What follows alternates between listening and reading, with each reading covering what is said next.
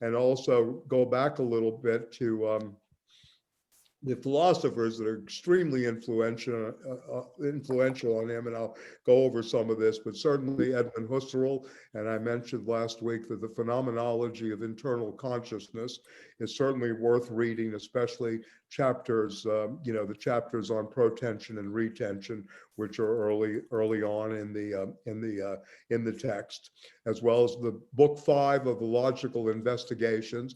If you want shortcuts, I'm trying to give you. I'm one of these elephants that would want to read the whole book, but the shortcut is to read chapter 5 of Logical Investigations. And by the way, most of Derrida's work, at least fundamentally, if you like, comes out of chapter 6 of Logical Investigations, entitled Expression and Meaning, which was one of Derrida's early interventions on Husserl on voice and phenomena, a text not really read actively by folks outside of technical philosophy, but a very important work, and a work in dialogue with Lacan, the voice and the phenomena versus. Excuse me, Michael, you said that comes out of book 6? Yeah, chapter 6 of Logical Investigations of Husserl, published the same year, I think, I'm pretty sure of this, as Interpretation of Dreams. And they were in class together. Freud and Husserl were in the class of Brentano's on the several senses of the word being of Franz Brentano, on the manifold senses of the word being. The ancient Greek.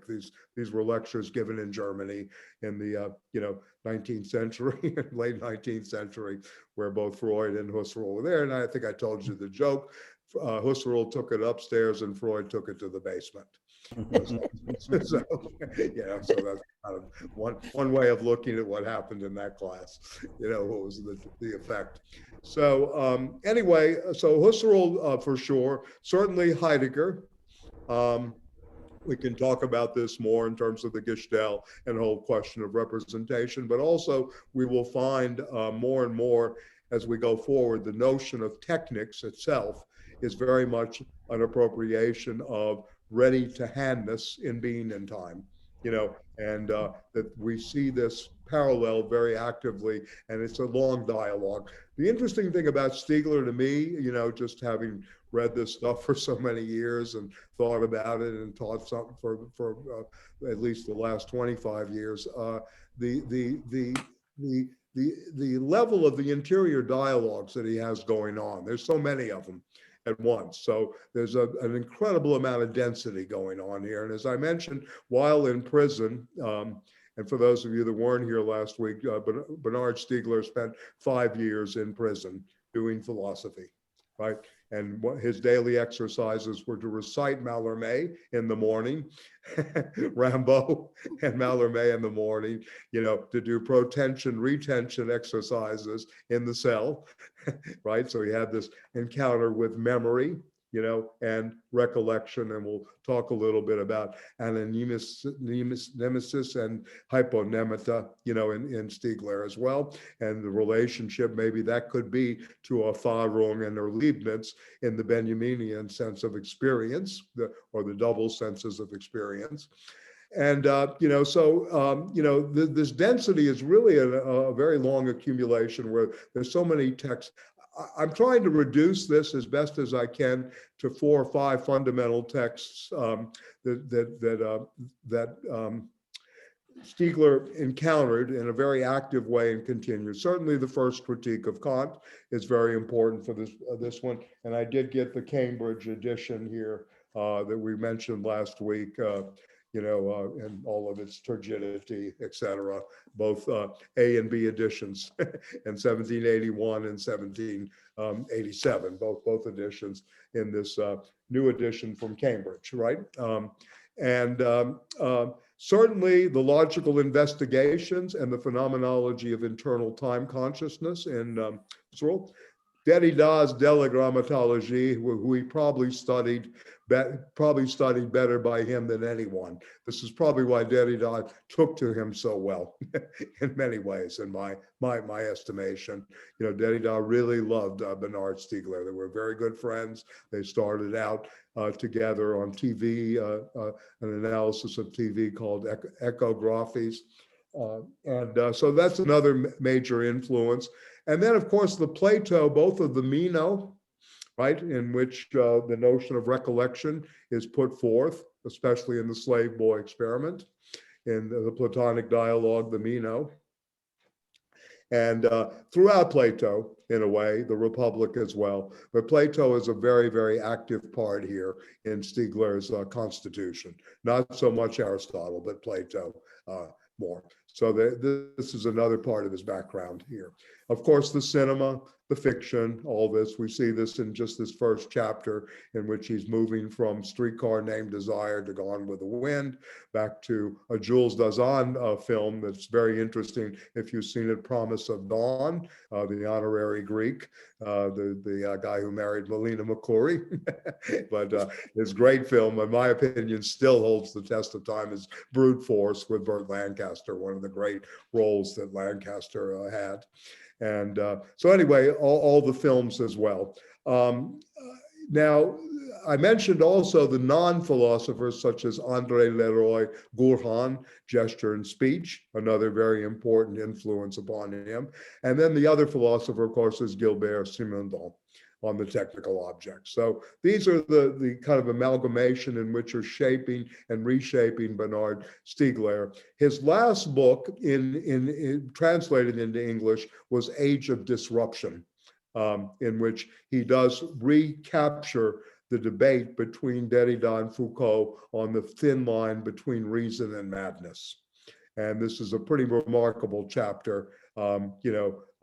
Next week I'll try to refer to it. This is a reading of the History of Madness of Foucault, right, which we got the abridged edition, and then of course Derrida's response to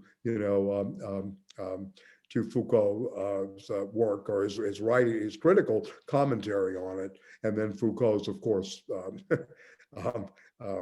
response to Derrida, where he called him a little small pedagogue.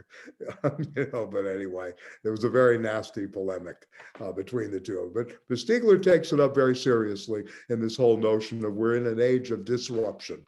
No longer the shipwreckedness of Jaspers, or cast adrift, et cetera, or alienated modernity, or whatever you want to call it. We're really in an age of disruption. And his other great title is, of course, States of Shock, which he gets from Naomi Klein's shock doctrine. But the subtitle is Knowledge and Stupidity.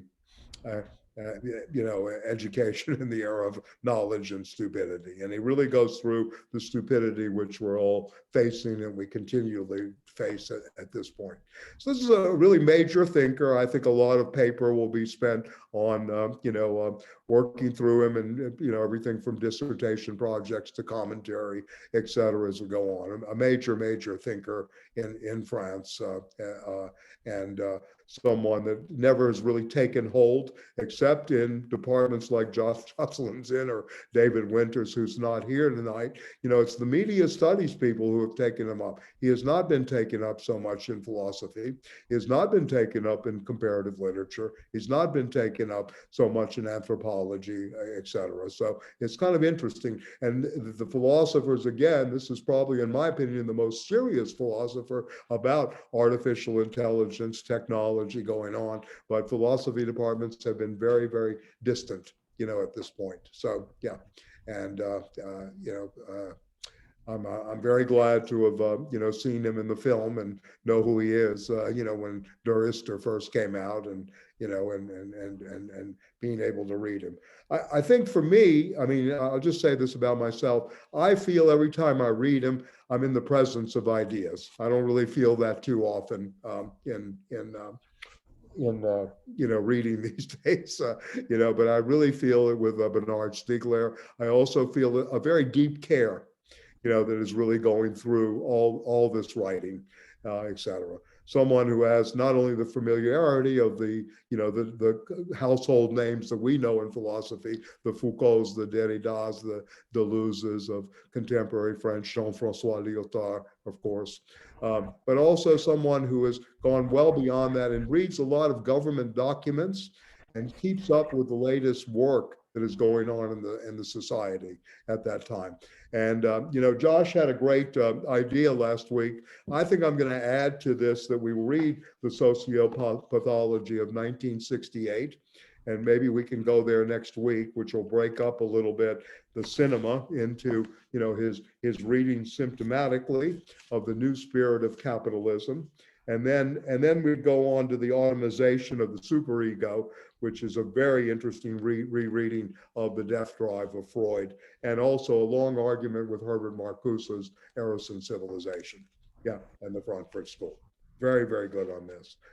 So this is, again, a very important, the lost spirit of capitalism, which of course, the spirit, is also a reference to the new spirit of capitalism of Eva Shapello and Luc Boltanski's book, The New Spirit of Capitalism, but also the play on Max Weber's The Protestant Ethic and the Spirit of Capitalism. And as I told you last week, I like to title this Capitalism Has Just Lost Its Mind. It's not the lost spirit. But he's trying to look at this in terms of guys. So capitalism has gone, rank insane, in a sense. But I think he realizes this is why he goes back to the debate on madness in the age of disruption in that chapter in many ways. So anyway, I started the list of films. I'm up to about 8 or 9. I will send them to Matt, that Stiegler really loves. But, you can see in this one, and one of the more interesting one, of course, was Dazan's that I completely forgot. Richard, do you know that film, The Promise of Dawn? Because it's a reworking of a Romain Gary, who was Jean, infamously known as Jean Seberg's older husband, right?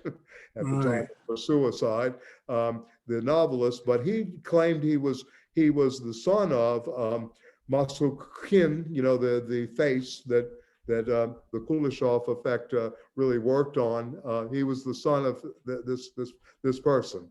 So he wrote a novel, The Promise of Dawn, about his mother and the relationship to the actor father. And Dassin actually put it into cinema. Do you know it? I mean, I haven't seen it. No, I wish I will find it. Yeah, I know it. Yeah, so I mean, I know of it. I've never seen it. The Promise of Dawn is the name of it. 1970. 23 years after Brute Force. It takes a long time to get to Dawn again after the Brute Force. Okay, so anyway, also Alain Resnais is very important to him as a film director. Mon Oncle Américain, the American uncle, my American uncle, very, very important. Resnais intended to make that film, like Benjamin, is a film full of citations. It's kind of interesting to do a film that is full of citation. That was the ambition of Resnais. He did not do it, but this was the ambition behind the film to begin with. And then it, couldn't pull it off, but be an interesting project, just like Walter Benjamin wanted to write, a book. He thought the great book would be a book of quotations, the great book. Well, or life lived by quotation, as Mao used to say, Mao Zedong. Yeah, so very interesting in that regard. And then, of course, he juxtaposes Streetcar Named Desire and Gone with the Wind. And for those of you who don't know, the same year that Gone with the Wind was produced, Arne Botemp's Black Thunder was written and published. They didn't make a film out of that one, though. Hollywood wouldn't go there. That was 1939. So, but Black Thunder was published the same year that Gone with the Wind was released. And then, of course, Streetcar Named Desire, 51. It kind of made Marlon Brando's presence in Paris well known too. So yeah, and then he'll go into Hitchcock's Man Who Knew Too Much as well. So maybe we'll go back to the text. I mean, any thoughts? I see Carl's not here yet.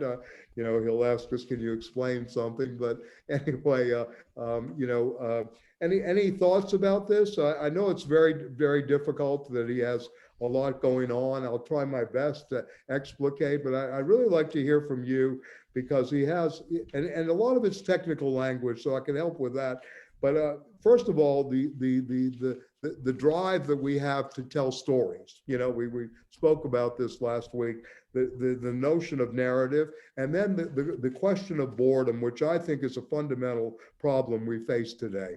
You know, the demon of ennui, of noontide, you know, is really ennui, the great ennui that we're experiencing, this boredom, and how we fill up. Dennis Bro's not here tonight, but he's very big on the global streaming. Well, I mean, what has really happened in the globe right now is everybody's filling up empty time by streaming. You know, I've watched more movies online than I've ever watched in my, you know, my life. There's no question about it during this period. I can't go to the movie theater. So I have to join Netflix, Amazon, Criterion, Mubi, you know, all these things, right? Or you know, figure out a way to get pirate editions. So you know, the whole set. And then what happens with boredom in terms of, you know, this filling of empty time and this lack, if you will, of, you know, anamnesis, recollection, real memory, real engagement, you know. You know, as I said, the Erfahrung, the deeper experience, you know, that we referred to with Walter Benjamin. So I think there are a lot of parallels.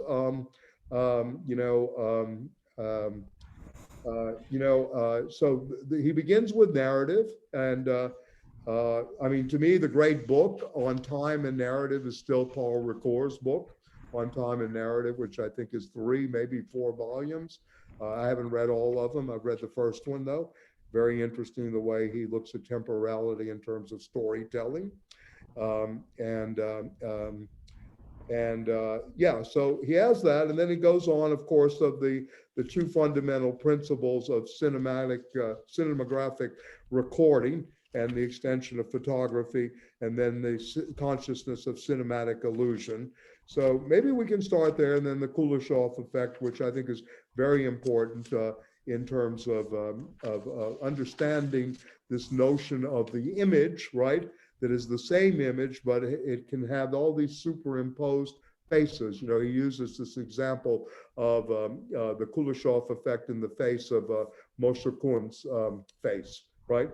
That's inserted numerous times, images of his face inserted onto it, but it's the same face we see. So he wants to look at that in terms of what he calls psychological montage, and in some ways, and how we experience this both temporally and the conceptual basis. Well, he'll go to of primary retention in Husserl as part of the cinematic effect. So anyway, yeah. So maybe I can hear from you. Any thoughts about the difficulty or anything that really struck you, and then we can go back. And of course, we have and David can help us out here. Repetition in the unconscious, right? Compulsion to repeat, right, etc. Yeah. Patrick, you want to start? Yeah. The issue of retention. Yes. Primary, secondary, and tertiary. Yeah. I'm having a hard time to understand that process. You know, I feel like I get it and then it slips away. I mean, can you help the technical? Well, the technical, I mean, to put it into a kind of formulaic, if you will. Yeah, that's what I'm looking for. Is basically the anticipation we have of something. How I anticipate your question, so it's my potential activity.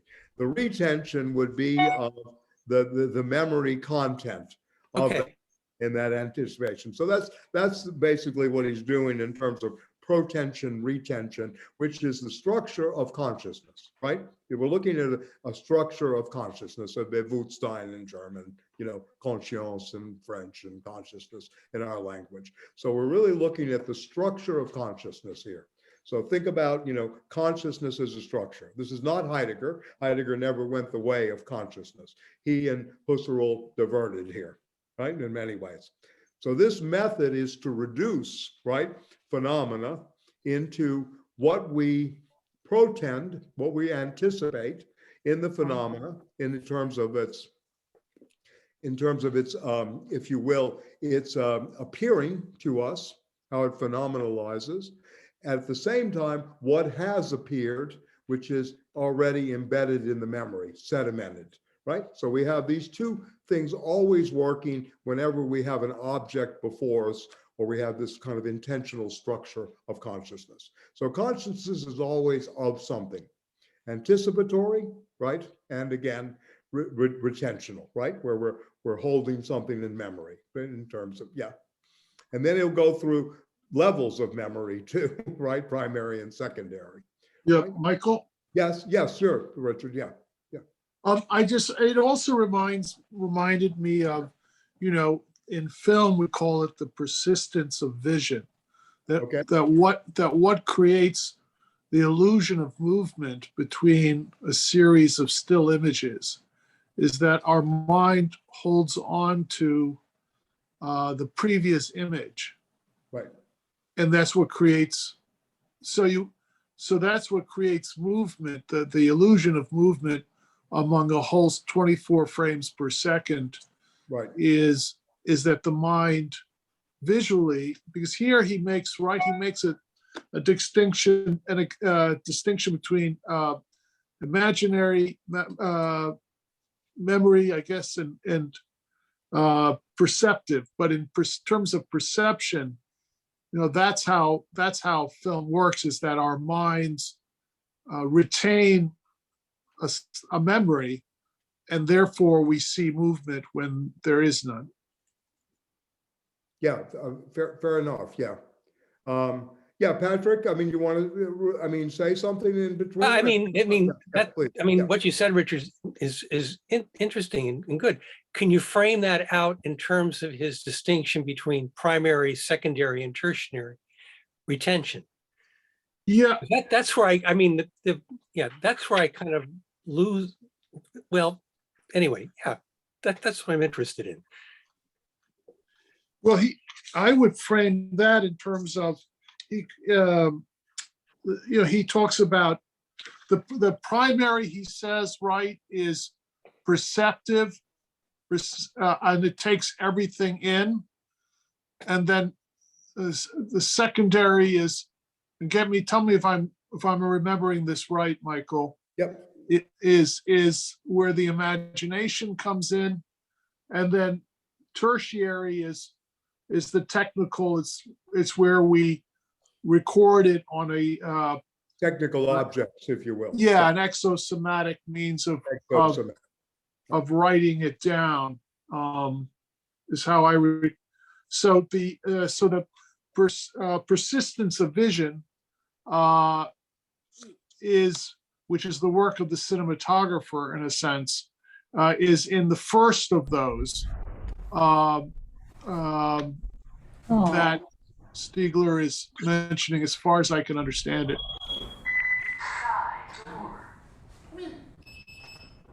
Okay, so that's protension behind us here. Okay. Yeah.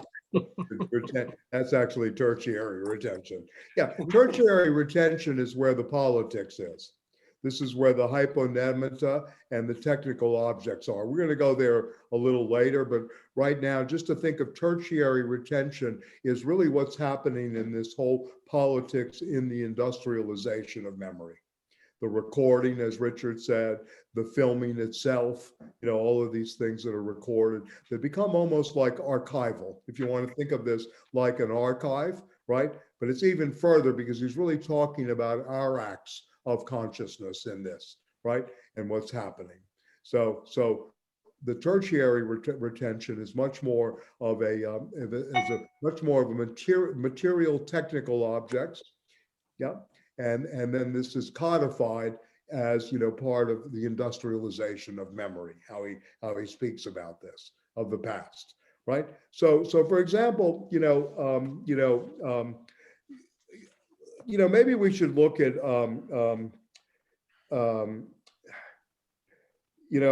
if you look at page 16, maybe just to go to the text, and this was good, page 16 itself. Right, the Kuleshov effect, right, or above that, life as perception of the living present for Husserl does not tell us stories, right? Does not tell us stories, right? This is very interesting, right, of the living present does not tell stories in Husserl. Then he goes on, right? Life is not sentiment nor philosophy, right? Okay, so in a way, it's very interesting. The Kuleshov effect in particular and cinema in general, nonetheless, show that is an interdependence among just past retentions and the ongoing presence of a temporal object, and as the re-memory of the past in general, this primary secondary opposition is a phantasm. And if it were possible to demonstrate that lived reality is always a construct of the imagination and thus perceived only on condition of being fictional, irreducibly haunted by phantasms, then we would be finally forced to conclude that perception is subordinated to, in a transductive relationship with the imagination. That is, there would be no perception that is outside imagination, and vice versa, perception then being the imagination's projection screen. The relationship between the two would be constituted of previously non-existent terms, and this in turn would mean that life is always cinema, and that this is why when one loves life, one goes to the cinema, as though we go to the cinema in order to find life again, to be somehow resuscitated by it. Philosophy would first have to ask, where do these phantasms come from? And then it must ask, what is a life that is in need of being constantly resuscitated? It's a very good question, in many ways, for our era.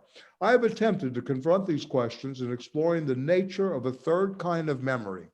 So this is beyond primary and secondary, and what Richard was talking about earlier in terms of the imagination and perception. Not primary or secondary, but tertiary. A memory that is resulting from all forms of recordings. A memory Husserl designates as consciousness of image.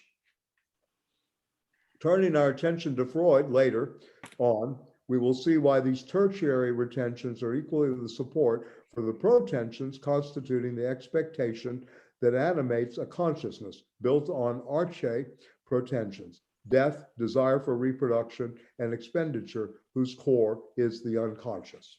He'll go into this in a later work, okay? Anyway, let's go back to Husserl. Primary retention, says Husserl, is grounded totally and uniquely on perception. So the primacy of perception, the art of seeing, as Richard pointed out, is crucial here. The primary retentions constituting a temporal object are not the product of conscious selection. We do not select this, since if consciousness of time's unfolding were to select what it retained from that process, and if as a result it did not retain all of it, there would no longer be a function purely and simply of perception, but already a kind of imagination, at least by default. However, it is enough to have heard a melody twice, though, in order to be able to state that in these two hearings, consciousness has not been listening with the same ears. But something happened between the first and the second hearing. This is because each provides a new phenomena, richer if the music is good, less rich if bad. Then the melomane, the melody maniac, takes in heavy doses. This difference obviously results from an alteration in the phenomena of retention, that is, from a variation in selection. Consciousness does not retain everything. So from one hearing to another is a matter of different ears, precisely because the ear involved in the second hearing has been affected by the first. The same melody, but not the same ears, not thus the same consciousness.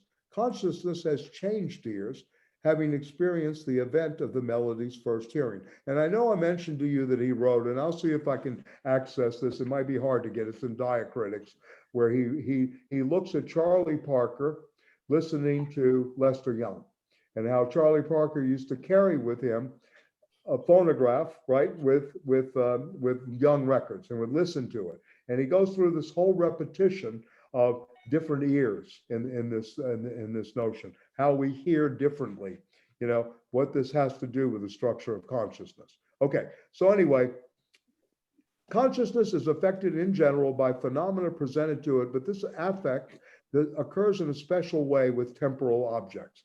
This is important to us in the current investigation because cinema, like melody, is a temporal object. Okay, so he's putting cinematic time. Remember, the question is really, what is cinematic time here, right? And this question of malaise. Understanding the singular way in which temporal objects affect consciousness means beginning to understand what gives cinema its specificity, its force, and by means of transforming life, leading, for example, to the global adoption of the American way of life. And, going back to some of our friends' researches into global streaming, American streaming accounts for nearly 3/4 of everything that's being sent out to the world right now. Yeah. Okay. A huge, huge amount, right? The American way of life, the Americanization of the world. As Wim Wenders is a character who was translating, I think it was Robbie Mueller, who was translating in Kings of the Road. He was translating Lacan, and he needed a break into German. It said, "The Yanks have colonized our subconscious." Very interesting phrase. The American way of life. The Yanks have colonized our subconscious. This goes back to 1968, 69, Kings of the Road of Wim Wenders of the New German Cinema. Anyway, all right. So consciousness beginning to understand what cinema's specificity is, force, and its means of transforming, leading to the global adoption of the American way of life. An inquiry such as this presupposes an analysis of the specifics and the specificity of the recording techniques, just not taken for granted. And this is good philosophy. This is expert Hegelian, Husserlian, and Heideggerian. This is really the real deal. Where he takes a step back, we have to first strip away these suppositions that we're working with, see where our presuppositions are, and look at, again, the specifics and the specificity of the recording techniques, right? Techniques, right? Producing cinematic flux and the effects it engenders in consciousness, especially in that consciousness is already cinematographic, right? Cinematographic in its principles of selection for primary memories. Interesting, right? This is working of the mind and consciousness and its relationship to, and remember, stream of consciousness during, when James and others are developing this and the techniques are used in the novel, it's after the invention of the cinema, right afterwards, right? Free association after cinema's invention, right? All of these things very much coincide historically and not by coincidence, right? Or parallel to each other.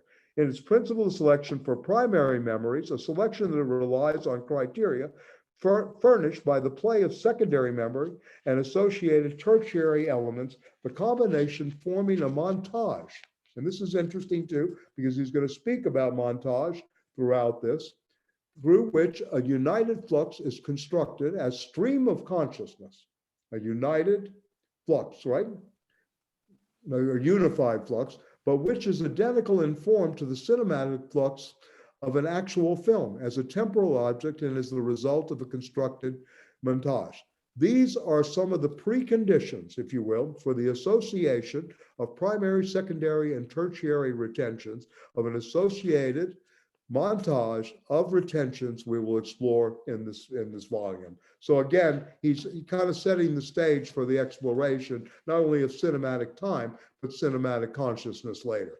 I mean, I don't know what you think about this, but again, he is really trying to say, look, the structure of consciousness, very parallel to the structures of, and Richard can certainly help us with this, or anybody else, in terms of, filmic, practice, techniques of cinema making, what this 24 frames per second really does. What is this really about? Ultimately, what is happening here in terms of our memory, our ability to remember, etc. Yeah, what is happening here? Yeah. So consciousness has altered, right, between two subsequent experiences of a melody, and this is why the primary memories selected from the first are not selected in the second. The object being the same, the phenomena being different. But we must then ask, how is it possible to say that one consciousness can listen to the same temporal object twice? And this is in fact and indeed impossible without the existence of analog techniques for recording a melody photographically. In other words, the fact of the consciousness selection of primary retentions and thus the intervention of the imagination at the heart of perception is only made obvious by the tertiary retention, by the technical objects, by a phonogram. Again, this dependence on the technical objects, the material objects, in that for the first time it makes possible the identical repetition of the same temporal object within the context of a multiplicity of phenomena seen as many diverse occurrences of one and the same object. Okay, anybody, yeah, do, a little bit? I mean, Patrick, is this helping? I mean, this is really in a way of trying to say through cinema how he gets to this primary, secondary, and tertiary. And remember, the primacy of tertiary retention is crucial to the Stieglerian project, because this is really what is where the political is. This use and abuse of the technical objects that are tertiarily there in terms of this industrialization of memory, right? And how do we get beyond this hyponemata, right, in terms of just surface experience, and get back to the recollection, So in a way, he wants to get back to the lived experience instead of just, again, this kind of surface or this kind of recording object only, right? So could you say that the primary is the lived experience? Yes. Okay. In the now time too. In the now time. Yeah, I mean, the original, to listen to, going to a live jazz performance and Yeah. listening to music as opposed to a recording, which would be the tertiary. Absolutely. Okay. Isn't he also saying that and kind of like Derrida and grammatology, and that there's always a writing prior, Always a yeah. That in the lived experience, there's always this memory of, if I watch a cat cross the room, because of the persistence of vision, there's always a phantom, there's always a secondary level in the first primary level. Right. And that we only really become aware of this through the third. It's really by having a exosomatic, a prosthetic that we are aware of, that we can become conscious of this relation of the primary and the secondary within the primary, or that we're retaining. We have to retain something, and we're retaining something all the time. Is that? And but no, then, that's well put in the sense that if you look back at his myths, right, Epimetheus, the fall, right, itself, that we are prosthetic. It is in the tertiary that the technics and the technical object is, and ironically, primary and secondary, retention is not really the first, right? It's kind of interesting the way he's doing this. We're more shaped, if you will. We're constituted much more by the tertiary than we are than by the now time, etc. Right? In many ways. So if we go to the live concert and someone's playing, Cecil Taylor's playing the piano, right, and he's got the best Steinway on the planet, it's tuned to perfection, right, etc. It's that Steinway, right, itself, that Cecil Taylor's hands have been shaped by at that moment that is producing that in a sense, right? You see where he's going here? You're kind of it's almost like it's adaptive, but even more, adoptive is probably better put, right? You say Cecil Taylor. Cecil Taylor can never keep his hands to himself. I knew Cecil Taylor, so it's kind of funny you mentioned his hands. I did too. Yes, about that, right? And couldn't stand Bill Evans. A friend of mine wouldn't talk to him for 3 years because he didn't like Bill Evans, right? I'm very upset about that. And he also had groping hands, Cecil. Right, yeah. See how we go back to stories all the time? Exactly. Yeah. But anyway, does this make sense? In a way, the tertiary retention is sort of determining, if you want to look at this in a Hegelian way is sort of determinate, if you will. The multiplicity of determinations begins with tertiary retention, yeah. Usually, Yeah. usually when you make a film, you'll lock picture and then you'll get sound involved because the sound is continuous. And so the sound engineer doesn't want you screwing around with time. Obviously, this doesn't always happen this way. It goes back and but ideally, they're trying to get you to lock picture because, 24 frames per second became necessary when sound was introduced. It was really the introduce of sound to films that made it that because when you introduce sound, so you had to have it, a constant speed.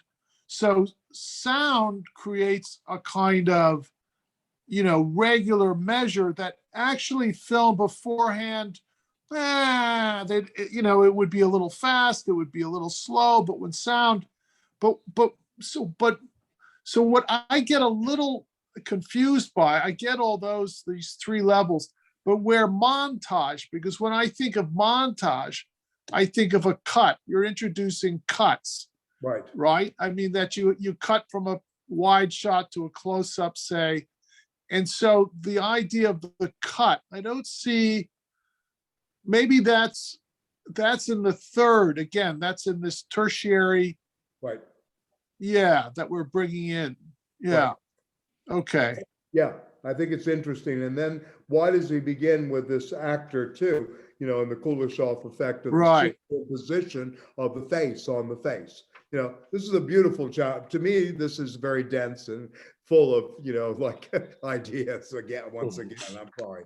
Yeah, I'm not Stieglerian yet, but I'm very admirable of the ability here to take so much on, right, at once, and what he does. Yeah. And, Kuleshov, of course, as he says here, the one course I ever took in film was with Annette Michelson, Soviet cinema. Yeah. Boy, she was interesting, wonderful. So of course, Kuleshov comes out of Eisenstein and the Soviet cinema, and where this idea of the montage and the cut is the fundamental building block of cinema.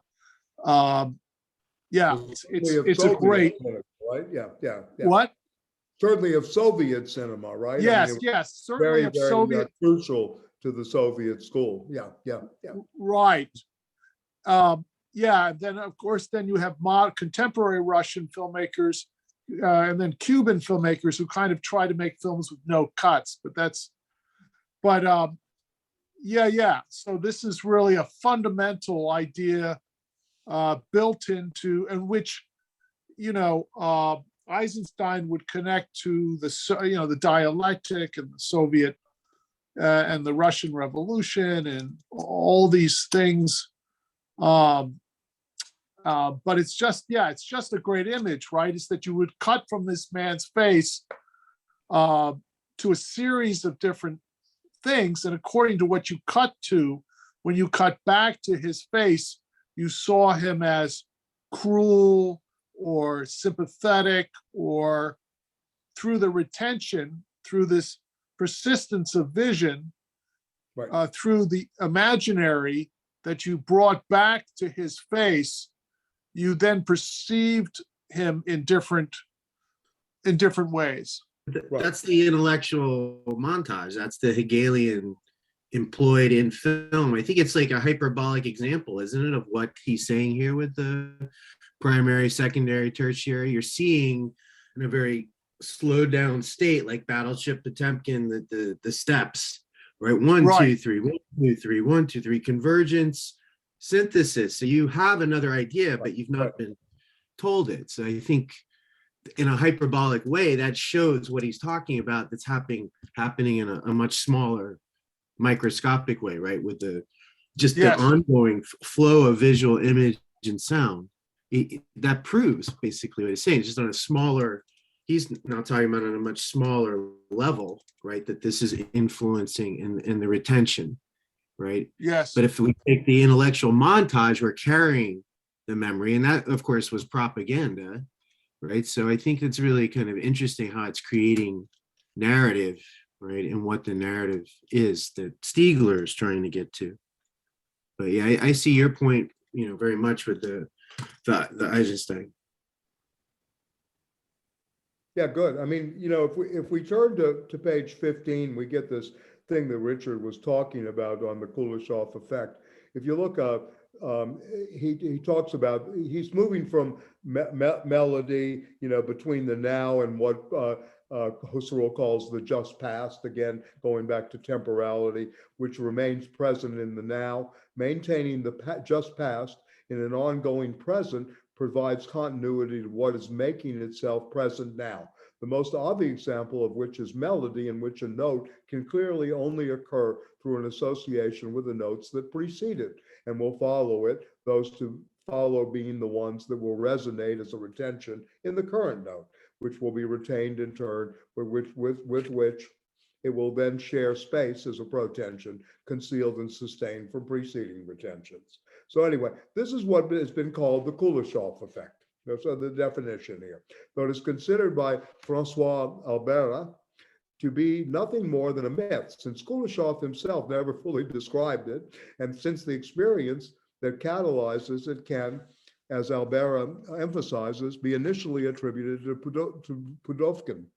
In any case, historically, the Kuleshov or Kuleshov effect consists of inserting the same image of the actor, Mosulkin's face, numerous times into a series of sequences constructed around the image, in which each time the actor's face appears,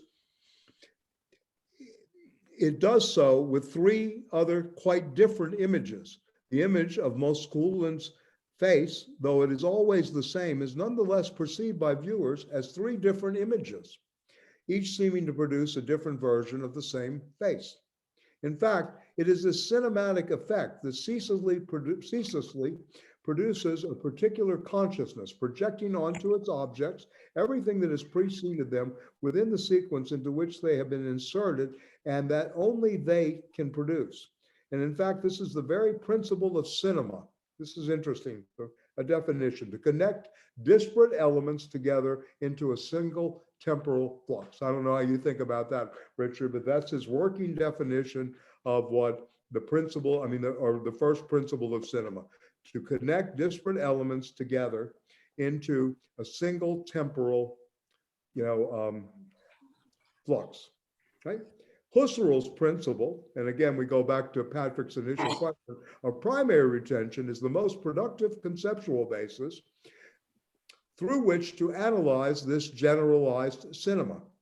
Though Brentano was the first to attempt to think through the primary retention of the just past, according to Husserl, he failed, and that Brentano claimed that primary retention as the past originally engendered by the present, now or perception, was a product of the imagination, originally associated as the past with this perception.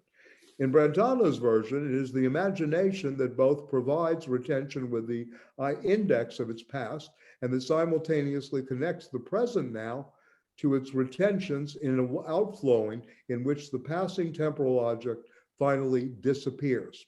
But for Husserl, such a viewpoint is inadmissible in that it amounts to saying that the time, again, the time of a temporal object, and going back to what we're doing is distinguishing between the act of perception and the act of imagination and imaginative variation in Husserl, and that as a consequence, right, not perceived, and that as a consequence, temporal objects are not realities, but effects of the imagination. This would mean the negation of the reality of time itself.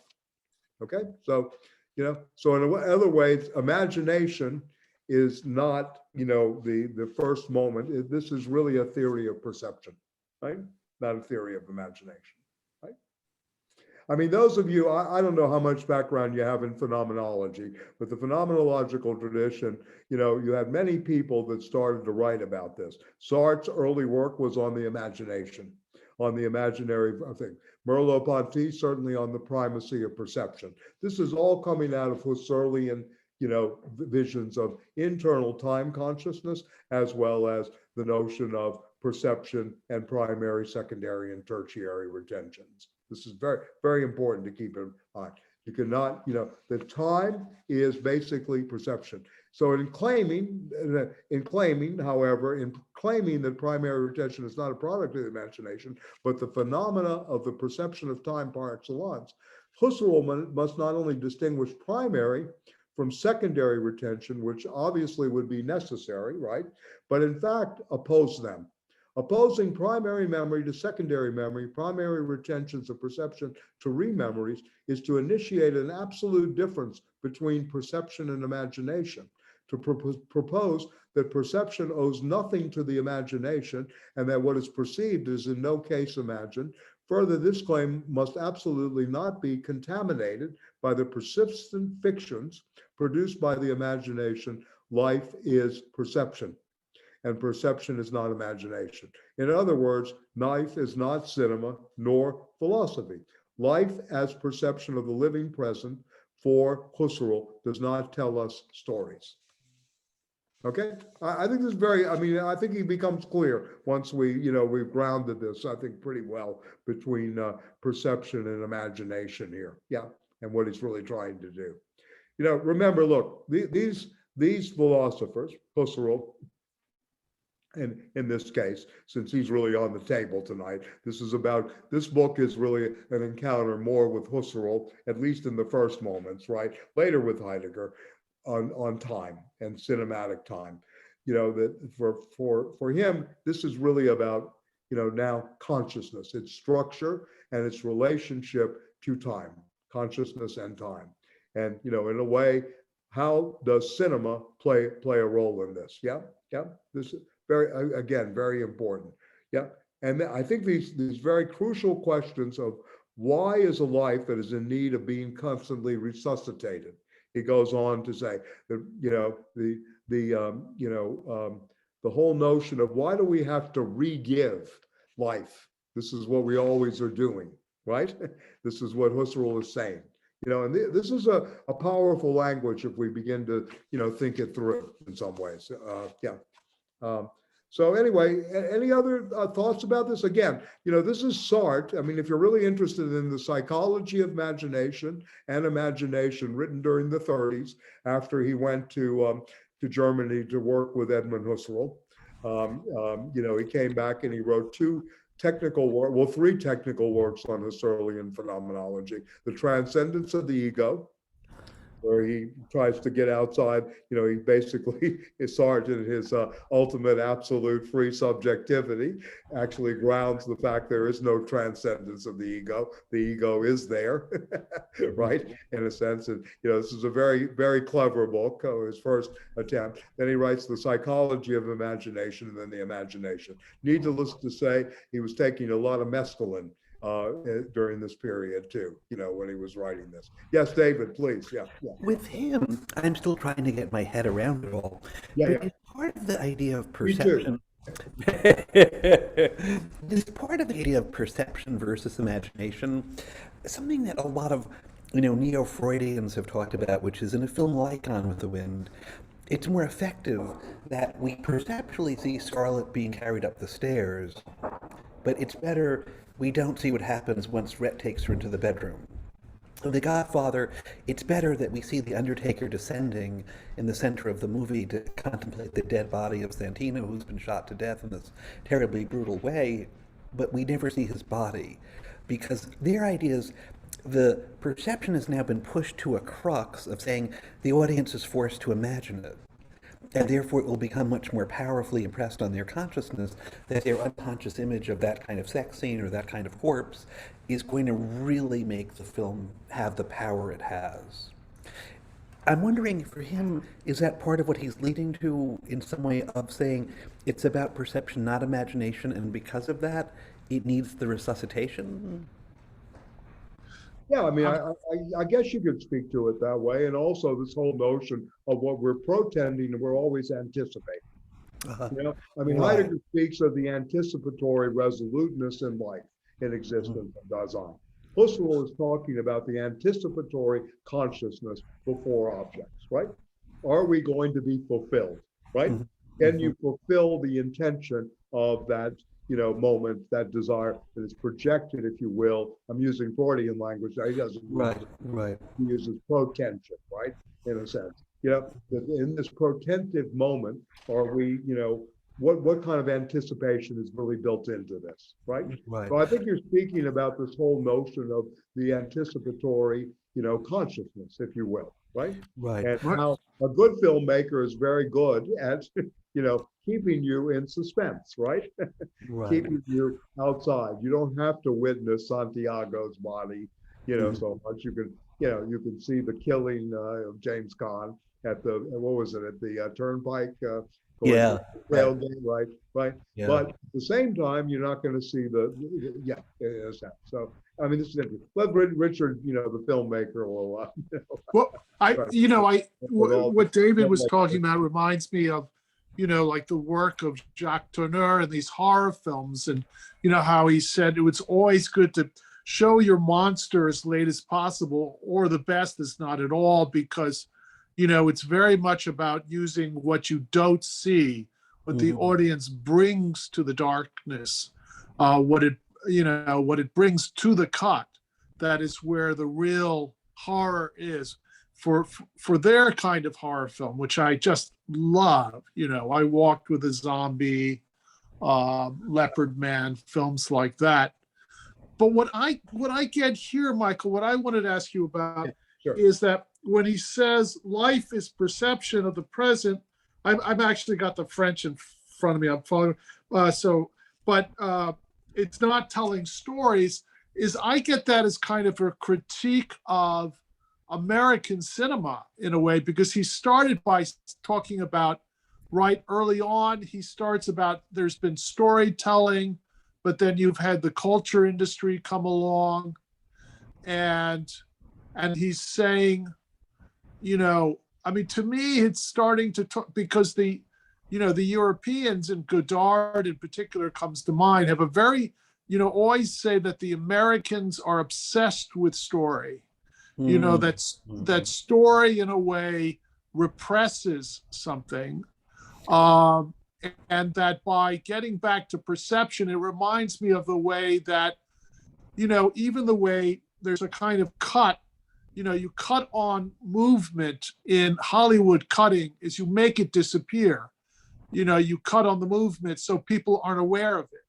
Whereas, for example, famously in Breathless, the jump cut, but you begin to make the cuts appear. And so you make appear perception in a way, and that in the focus on the imaginary, or in the sense that he's using it here, is kind of potentially fake, or again, it's implicit in ideology in a certain way, that if you can get back to perception, so that when he says here, life isn't stories, he's in a way critiquing the American cinema and saying, there's another way to make films, in a sense, which of course was contemporary to 68 and the filmmakers and the new wave and such. And certainly Renee. What And about certainly Renee. And about the citations, et cetera, and yeah. And of course, Godard, 1+1, right? Which is a very interesting film. I mean, not one of the better known films of Godard, but most of you maybe know it's juxtaposing the Jagger Keith Richards sessions with the sympathy for the devil, right? But at the same time, he's going through all the political movements of the day, including Leroy Jones's appearance in a Baraka's appearance in a dumpster area outside Paris, and of course the whole thing of the pornographic novel with Brezhnev and Lyndon Johnson, right? I don't know if you remember this, the semiotics of Stalin and Hilton, and the anagrams that he's doing. So very, very completely different thing to the American audience that's not sort of attuned to this. It makes no sense. It's completely nonsensical. What, there's no story here? There's no beginning, middle, and end? And Godard always had that in mind. Yeah, sure. Yeah, you see this. Yes, please. I just want to second. I just think it's fascinating conversation. I just jumping ahead. I was reading later in the chapter. Yeah, he talks on like Antonini, and you brought up the issue of the Eclipse, the movie The Eclipse. It's been a long time since I've seen it, but if anyone captures boredom, I don't know any other director better than Antonini in capturing the idea of boredom. And in fact, if I remember the end of Eclipse, nothing happens in the end of the movie. It just kind of everything is absent for a full 2 minutes or something like that. So is that tie in with some of this? The way I think you really hit on. I mean, a film I didn't mention at the beginning, but I was going to certainly add to the list is The Eclipse, a masterpiece. Brilliant film. And if you really think about this film, what he's really doing is really showing the trading systems in time. Right? Mm-hmm. The stock exchange. Remember, the film opens up in these rapid fire, shots in the beginning where Alain Delon is moving around the floor and, Monica Vitti is there with her mother who's losing a fortune on the market. And you have this accelerated time, if you will, of the ticker tape and what Wall Street is so good at, mastering speed. What capitalism, in my opinion, the ultimate desire of the capitalist is to master speed. At this point, the speed of light. This is really where the drive is at this point. Paul Varillo and so on. Yeah, and Varillo and others. Yes, of course. And so, I mean, this is a great example. And Monica Vitti's face itself, you want to talk about face. I mean, to me, one of the most beautiful, persons to ever grace the planet. She was Antonioni's wife for a while. But she just looking at her and the way she didn't have to act. It was her eyes, right? Very interesting that the boredom was, in the eyes itself, right? You could see this, and he was perfect with her, perfect. She said very little, right? etc. Yeah. Right. And this ennui, Red Desert, the whole. Another brilliant, and actually maybe a better film. Red Desert, I find even more interesting in some ways. That movie. I guess I asked these questions because I was just at this exhibit for Jasper Johns of the Whitney, which I highly recommend as well. And this idea of perception in which the artist Jasper Johns is trying to shape our perception. There's a critique of Hollywood cinema somehow embedded in here, in which it seems that Antonini and others are able to, I don't know for the word revolutionize, but certainly there's something different going on at a certain level, and maybe the filmmakers here can respond to that, because I do see something very different in terms of a meta critique somehow compared to the typical Hollywood type of speed or the kind of dynamic that we get in most Hollywood films. Yeah, well, I mean, the master of neorealism, of course, Rossellini, started something very different in cinema after the war, right? I mean, he's the one highly influential in all the Italian filmmakers after the war. And then, of course, Visconti, in a limited way, Carlo Ponti, and then, you can go down the list. And of course. They're all dealing with social issues in a much more profound way. And I think it's also because the problem in the United States is there never really was the scars of a real war here. There's the scars of racism, sexism, all the things we know all too well, etc. But we've never been occupied, right? In a sense. Only the South. Being from the South, we know what it's like to talk about being occupied. Some families, as they drink their Jack Daniels or whatever, will talk about those days and react in a certain way. But, in a sense, and life is very slowed down there.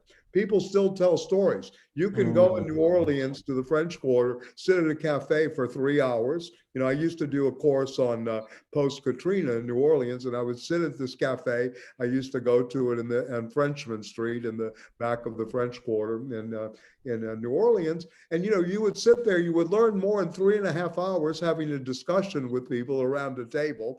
You didn't have to go anywhere. Nobody was on their way anywhere. So you have this very different kind of closed, almost storytelling culture right? That is impossible in New York City, Chicago, LA, et Yeah. cetera, in the larger cities. So in a certain way, there's something about that. And then they produce novelists such as Eudora Welty, William Faulkner, right? Walker Percy, et cetera, right? It's a very different kind of, treatment of human reality in a way. So I'll let Richard take it up since you asked about techniques and all of this. I have many. Also, the Japanese cinema, since Morgan's here too, you have Pick that up. the photo for us. Oh, Yeah. wow. Donald Ritchie, Japanese cinema. I was thinking of it's from the 60s. There's no dialogue, and a man and a woman on an island. Right. They bring salt water to water their crops, and there's no dialogue in the entire. They never talk, and it's a very just archetypal, primal man, woman, and then there's a child that's being educated on the mainland. But I mean, it's interesting because what is their desire? What is the narrative that they're desiring? So there's no cinematic on their island. It's the kind of existential, bring the salt water to make the crop that barely grows. So, it raises that question of the desire for story, or before cinema, if we're trying to get back to something, what is it that we would be getting back to? What cosmology would that speak to? Or, as they're bringing up or trying to survive or subsist.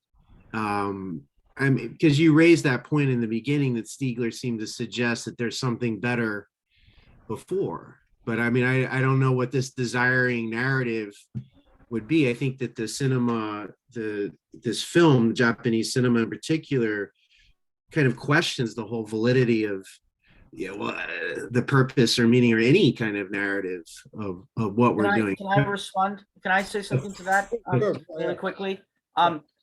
Because it brings up this idea of Hollywood mythologization. There was a very early, and somebody correct me if I'm wrong here, it's been a long time, Dovchenko, who did a movie, Soviet realist director who did a movie called Earth. And if I remember correctly, the camera never moves. I mean, there's no kinetic development. It just simply focuses on one object at a time. And that's what the movie's about. And this was, I think, a deliberate effort to try to bring the camera to the object without any sort of trickery, without any sort of attempt to demonstrate some sort of artifice. So I don't know if anyone's heard of that film or how that would. Yeah, I've seen it. Yeah. Richard, you want to? Well, I was just, I mean, I think, what I get is that story is kind of like has become the ideology of the culture industry. So that if we dismantle story, then we can, in a way, dismantle the dominant ideology. It seems to me somewhere is being suggested. If we go back to perception, and then in some way we can get away from this, is one thought that comes to my mind. The other thing I just wanted to mention from about Antonioni, and which is the same with Altman, and to a degree it's true with Godard in a different way, but with and what Antonioni and Robert Altman did was, and which I've done recently with two films, is to shoot in the order in which the film will go together. So Antonioni would kind of shoot as he would go along. In other words, he would tell the story with the camera in the order in which it would be edited together, which is what Altman does always as well, which you can see in a film like The Long Goodbye. So that's how they can introduce like songs and have them picked up. It's because they're making it up as they go along, which is extremely unusual in filmmaking, mainly because it's cost prohibitive. I've only been able to do it because I've done two films in one space, so I didn't have to worry about it, but they would really do it over multiple spaces. But it's a way of playing with time, which is very, very interesting, because it allows you to feel you have like you're climbing a mountain and you're gripped to the mountain of time, so you can kind of let loose in other ways. And what was the and then Godard, Godard would just stop. He would not show up for a day or two, or they wanted to completely stop making the Breathless. The producer was going to fire them all because they just wouldn't show up, or they would leave after 3 hours. But he really, again, was kind of controlling, very manipulative and very resistant, and in terms of how he was going to relate to the time of production, and how that in turn would create the time, that would be involved in the creation of the time within the film. Let me just give the example, since you brought up Altman. The end of Nashville, for example, is a great example of perception and imagination.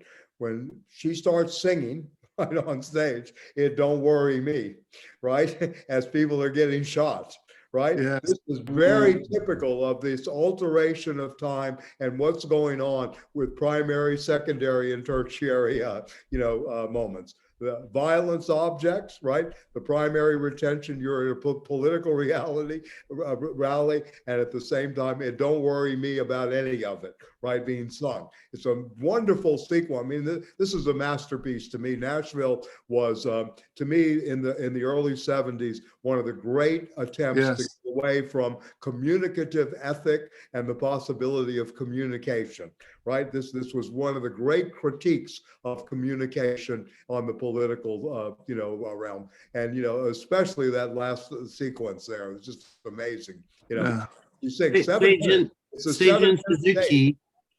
Suzuki also disrupts time and expectation, particularly in his later 60s films before they, kicked him out and blacklisted him. But he ruptures time. I think it's very interesting when he does, when you're in the midst of a Yakuza film and then suddenly everything turns color and panels, screens fall down, and it breaks this, not even fourth wall. It's not a fourth wall barrier. You're still in the film, but it changes your perception. I think that's really like altering perception within the cinematic. I think that there are some examples of good examples of that. And also I wanted to mention Dogma 95, right, which avoided cuts. This was another attempt to try to break the, if you will, the American cinematic experience. So I think those are interesting revolts, if that's what Stiegler is suggesting. Does Stiegler talk about Dogma 95? Not that I know of. No, I don't think so. But I'll double check. Yeah. What do you think about that? I mean, do you think those are valid, the Von Trier? Oh, harmony? Yeah, sure. I mean, Dogwood to me is a wonderful response to it's a life. Well, why doesn't Stiegler? The way I read Dogwood, is as a response to Capra's "It's a Wonderful Life." It's about demystification of that period in American cinema in a way, and then becomes completely different temporally, etc. And it shows what happens to the margin itself and what goes on. Yeah, no, it's an amazing film in that regard. I mean, also if you think about too the slowness, going back to Douglas's thinking on this, the slowness that goes on, especially in Japanese culture, in the realm of the senses, which of course, I was in Baltimore, Richard, and Lacan wrote a letter to the Baltimore Board of Censorship because they didn't want to they wouldn't screen it. So John Waters and other people are all up in arms, and Lacan wrote a letter about this was morally okay and everything to the Board of Censors about this wonderful film, Japanese film. But you have to think about this, how is eroticism treated, right, in this film versus what we would get in the best of the American cinema, right? How is sexuality engaged in many ways, right? in a sense, right? Yeah, I mean, Godard can, have somebody taking a bath, right? Or in the bathroom, make it come across as very classy, whereas in America, it's, dismissed as, horrible, right? In a sense. So there's all these different levels that are operative here, since, what we're discussing is the difference between Euro, Japanese, approaches to cinema too, in this way. And I want to point out too, D.W. Griffith, before The Birth of the Nation, in his early career, was making films of social interest. He actually went against the commodity traders. His early silent films are pretty damn good in terms of social responsibility before he made Birth of the Nation. So it's kind of interesting there too. And, the Soviets wrote about, Eisenstein wrote about Griffith and the use of montage. So you have the American usage of montage too. And it's no accident, I said this last week, that Frankenstein is a dumb monster, as the dumb proletariat in the 30s, that RKO releases this is in 1932 or 33. And I don't know the invention of the talkies exactly, but I think it's 29 or 30. Richard, correct me if I'm wrong, but I think it's right during the Depression that the talkies come into being. I know that. Yes. Yeah. Jean-Jacques Abraham wrote a really good piece about this on Wall Street and the talkie, about this is kind of, the moment. And what I always remember from Birth of a Nation is that, at the moment when the founder of the Ku Klux Klan is the most down and depressed, and he goes into the wilderness and he's lost, he doesn't know what to do. How will he save the white people?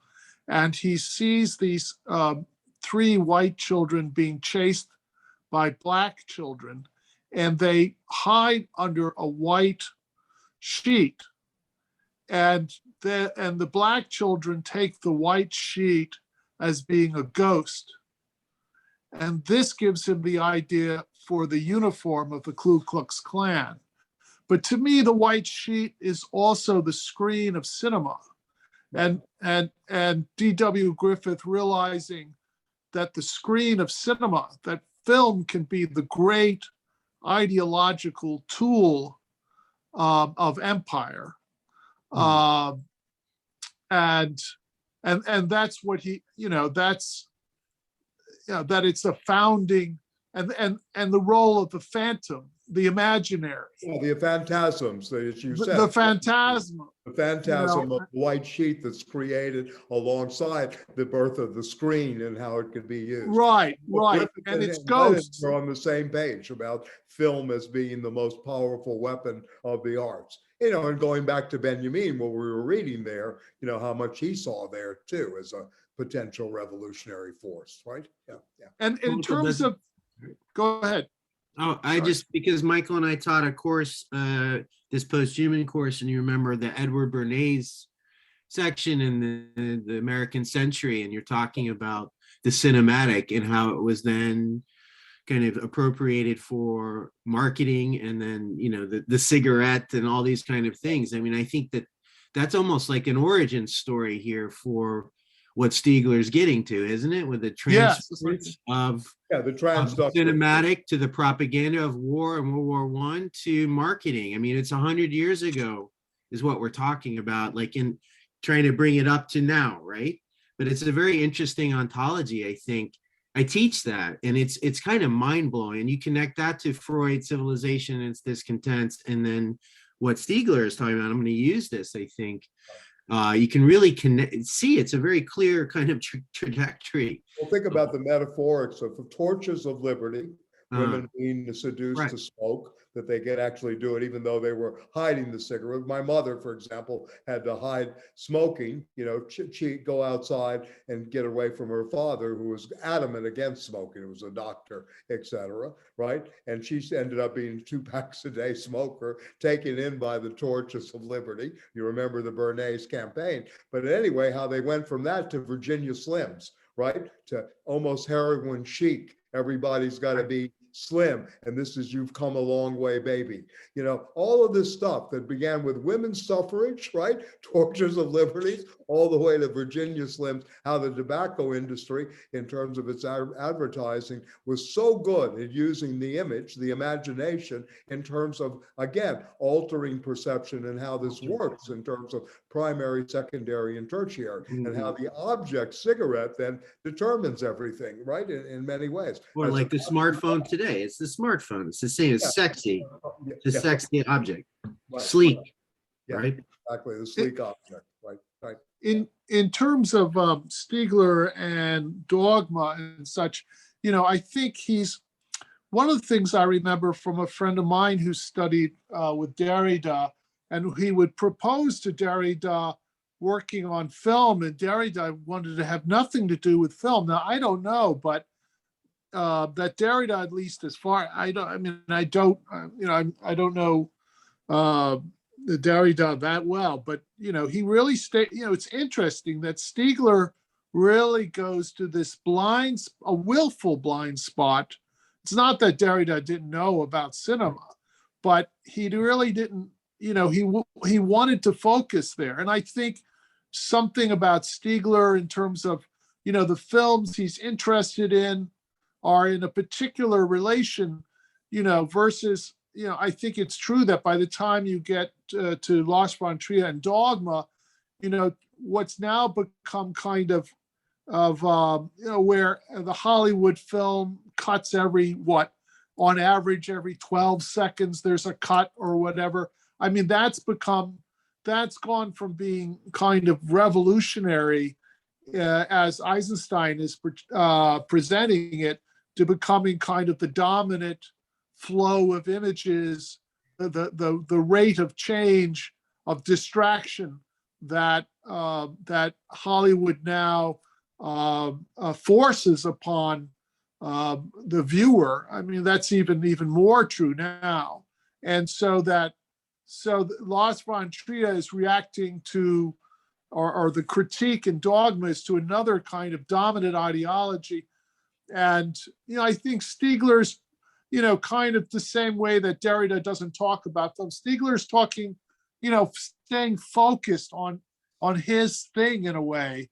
At least it seems to me in some ways that this is about a particular historical relationship that we would have to extend quite a bit to get to, you know, to what Lars von Trier and Dogma is responding to. Right. I mean, again, you know, this is the again a kind of, in some ways, Stiegler, at least to my mind, is going through a kind of history, if you will, of cinematic perception, vis-a-vis, if you will, you know, the parallel to the Husserlian notion of the structure of consciousness. How do we get to the cinematic, which will be the next chapter? He's going to go on to cinematic consciousness. What is the structure of cinematic consciousness? And, you know, speaking of Derrida did appear in a film called Ghost Dog.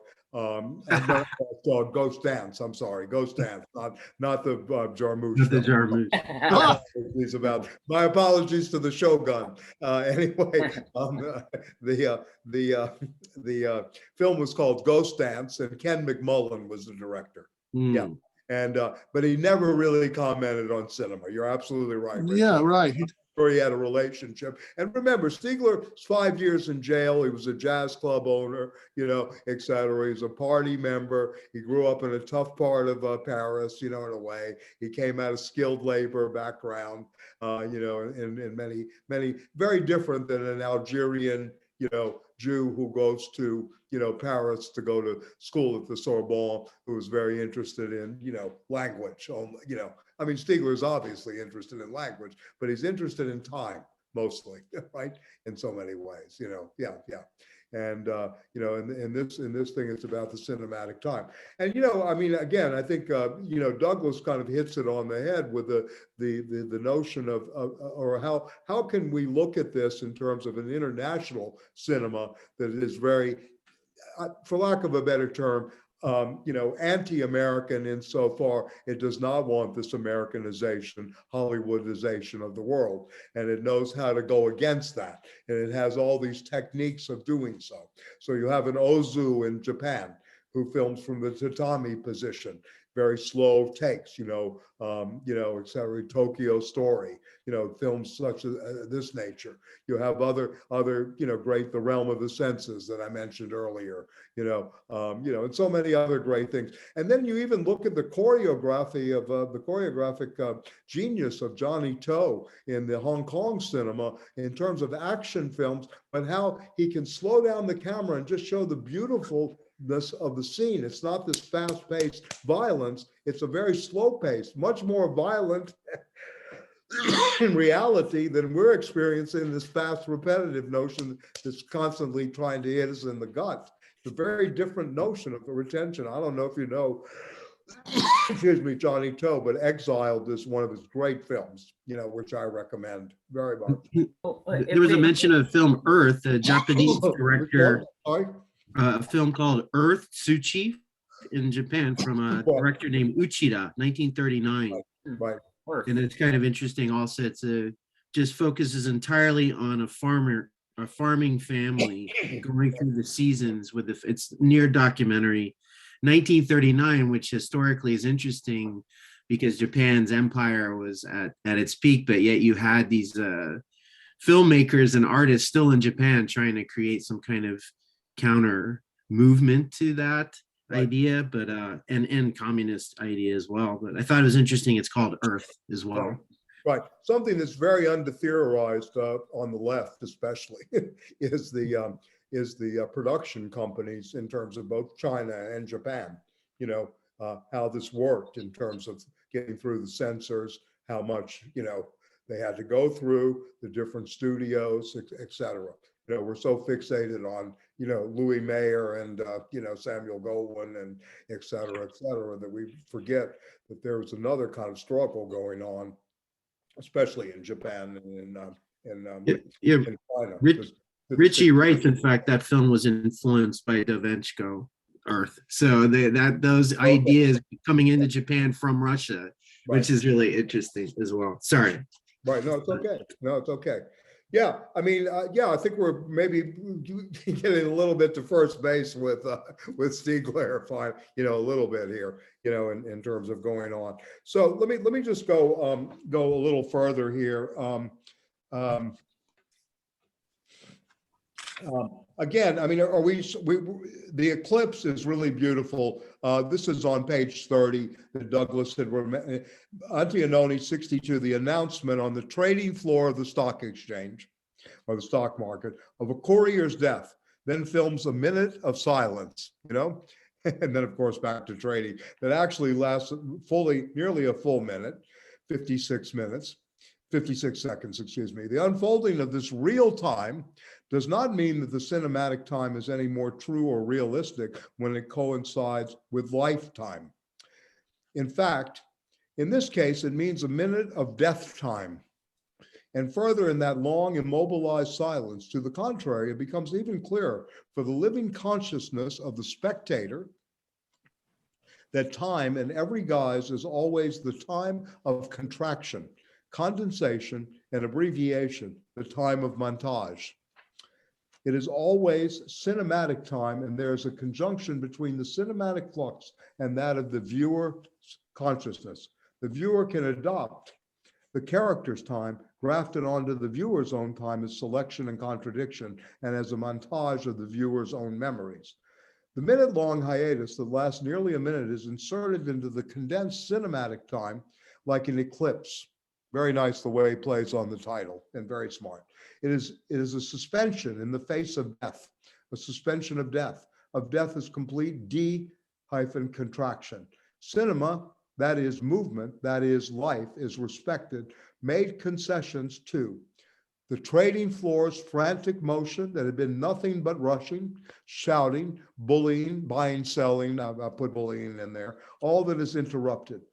The precise recording of the minute-long pause suspends life as a selection. A minute here costs billions. Today it's trillions, right? Right? says Piero, Alain Delon, in a low voice to Vittoria Monacavitti, and then trading roars into action again. How much does a minute of film cost? Does a minute really cost billions?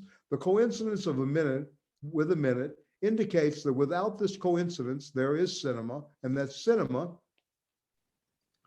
which brings so many coincidences into juxtaposition, has no need of them. And that everything has a price, the price of passing time, for example, and of the irreducibility and the irreversibility of its selection, excuse me. All cinema is Hollywoodian. Every film waits for its selection and thus its price, especially this film with its minute of silence lasting approximately a minute, an example of European neorealism in the age of the new wave, making a pure time-image visible. So I think this is a very important chapter, I mean, a section of this book, right? Very, very interesting about time, cinematic time, life, the pause for silence, right, etc. And then going back to the trading floor, because we have these moments of, but again, tonight there'll be trillions of dollars shifted around the world, right? In terms of trading operations, where Beryl is, the exchange is already open. The Australian dollars trading on the Forex overnight, et cetera. I follow this, the time of, political economy. Carl's not here tonight, but, we can talk about derivatives and all of that later. But anyway, very, very important to keep this in mind. But Eclipse is really one of the great, I think this film is one of the great notions of what is, how are we constituted temporally, right, in a way. This is a, in a sense, how are we made, in a sense, everyday temporal flux and its relationship to stock, commodity, bond exchanges, right, in many ways. What is that rhythm that is established? In so many ways. In many ways, the unconscious, because of pensions, because of savings accounts, because of things that we need in everyday life. How is this really affecting the rhythm or the rhythm of everyday life? In many ways. So again, I recommend this movie. This movie is beautiful in terms of boredom and cinematic time. The Eclipse to me. And I agree with Douglas that, Red Desert is even greater in terms of the contemporary alienation and ennui in that film too. A film, by the way, very, very active in the imagination of Tony Negre, Mario Tronti, and Paperno in the early days of the Italian group in the 60s when they were working with the workers before they became, quote, the person we know as Tony Negre or Mario Tronti, et cetera. Yeah, so very, very interesting, that they had this film, they knew what was going on. So yeah. So has everybody seen Eclipse? I mean, I guess so, or you should see it if you've never seen it. It's really, I mean, especially the first 15, 20 minutes, give you an example of what he's talking about, cinematic, real time, time of silence, time of death. All of these things are very operative here in terms of how we're perceiving and, this temporal flux. I also recommend Aventura too. I mean, that's probably that's the more part of the classic. trilogy. The whole trilogy is wonderful, and L'Avventura I started with first, and that is also the absence, the spectrality is also just perfectly. There's a ghostly spectrality to that, which I think juxtaposed with the end of Eclipse makes a great bookend. So yeah, I strongly recommend all three of those. Yeah, no, absolutely. Yeah. And another film in which this temporality is played with by Antonioni, since this tour is on the table, is The Passenger with Jack Nicholson and Maria Schneider, in which the temporality of this guy that assumes a new identity is actually playing out too. This need for another story, but at the same time, the temporality is catching up, right? Constantly, this kind of temporal flux. Very interesting. And the long takes that he's so good at in that film. I think it was a magnificent. And remember, this is made right after the OPEC rise in oil. I mean, I like to historicize. I mean, I'm sorry to do this, but I think it's important because I think filmmakers, especially being very conscious people, right, in so many ways, of everything around them, have this attunement that goes beyond our usual perceptions, right? And then Antiononi was very well aware of, the struggles in the Middle East during that time. Yeah, right. And back then. So The Passenger's a great story of identity. Love that film. Yeah. And, and Maria Schneider came of age in that film, but unfortunately, kind of ruined Antononi's career, right? A great Iggy Pop song. Don't forget About the Iggy Pop song. Antononi and Maria Schneider, or just about Maria Schneider? No, The Passenger. Oh, The Passenger, yeah. The song. Okay, I thought they wrote about Maria Schneider, yeah. Well, probably when he was watching the movie. Yeah, of course, yeah, okay, yeah. Iggy lives in South Beach now, huh? Yeah. I don't know. I think so, yeah. He used to live in the East Village at the Stella Dora in Manhattan. But, I have a question, actually. Yeah, sure, yeah. Because I'm just, again, thinking about our current moment, and if we're looking at these moving pictures, right, which is what movies were called, and they were, human created these moving pictures. And then you mentioned the market, and then of course recently you have things like algorithms that have merged into the market, talking about time, right? And talking about disruption of time, right? When an algorithm does something, right, and the market crashed for like 8 hours and then comes back. It's kind of interesting that if we say the examples Stiegler's using from the 20th century are still human-made narratives or driven, but now we have this kind of incursion of these algorithms, or they automated, how that might disrupt time or our sense of time even more is kind of interesting. It's like when the streaming gets disrupted, what does that do to the sense of time of the spectator, and how do they feel in the experience of that? It's kind of interesting as a revolutionary tool, but also maybe as a manipulating or psychological tool to shape thought, right? You could deliberately do certain kinds of disruptions to create opportunities. I don't know. I just think it's interesting that moving pictures, what movies were originally called, was a hand-driven, human-made kind of thing, but with automation and the AI or the algorithms, how this interrupts or what it's creating. I think that's very interesting for our moment right now. We'll talk about that more. I mean, he's a master of digitalization. Remember, this book, again, is written in the turn of the century, right, of the 21st century, early on. So, this book is dated, if you want to look at it that way, but he catches up with the digitalization of everyday life very much so later on. And the age of disruption is actually speaking to some of the things you brought up, this algorithmic, governmentality and these wide fluctuations in, stock exchange trading, et cetera, et cetera. 70% of the trading on Wall Street is done by artificial intelligence. Right. And our good friend Robert Mercer, who lives on the yacht, right? I can't wait till some helicopter gets him, but I'm sure they have some helicopter. But anyway, he is Anyway, he's one of the masters of this. These are what Renaissance technologies did.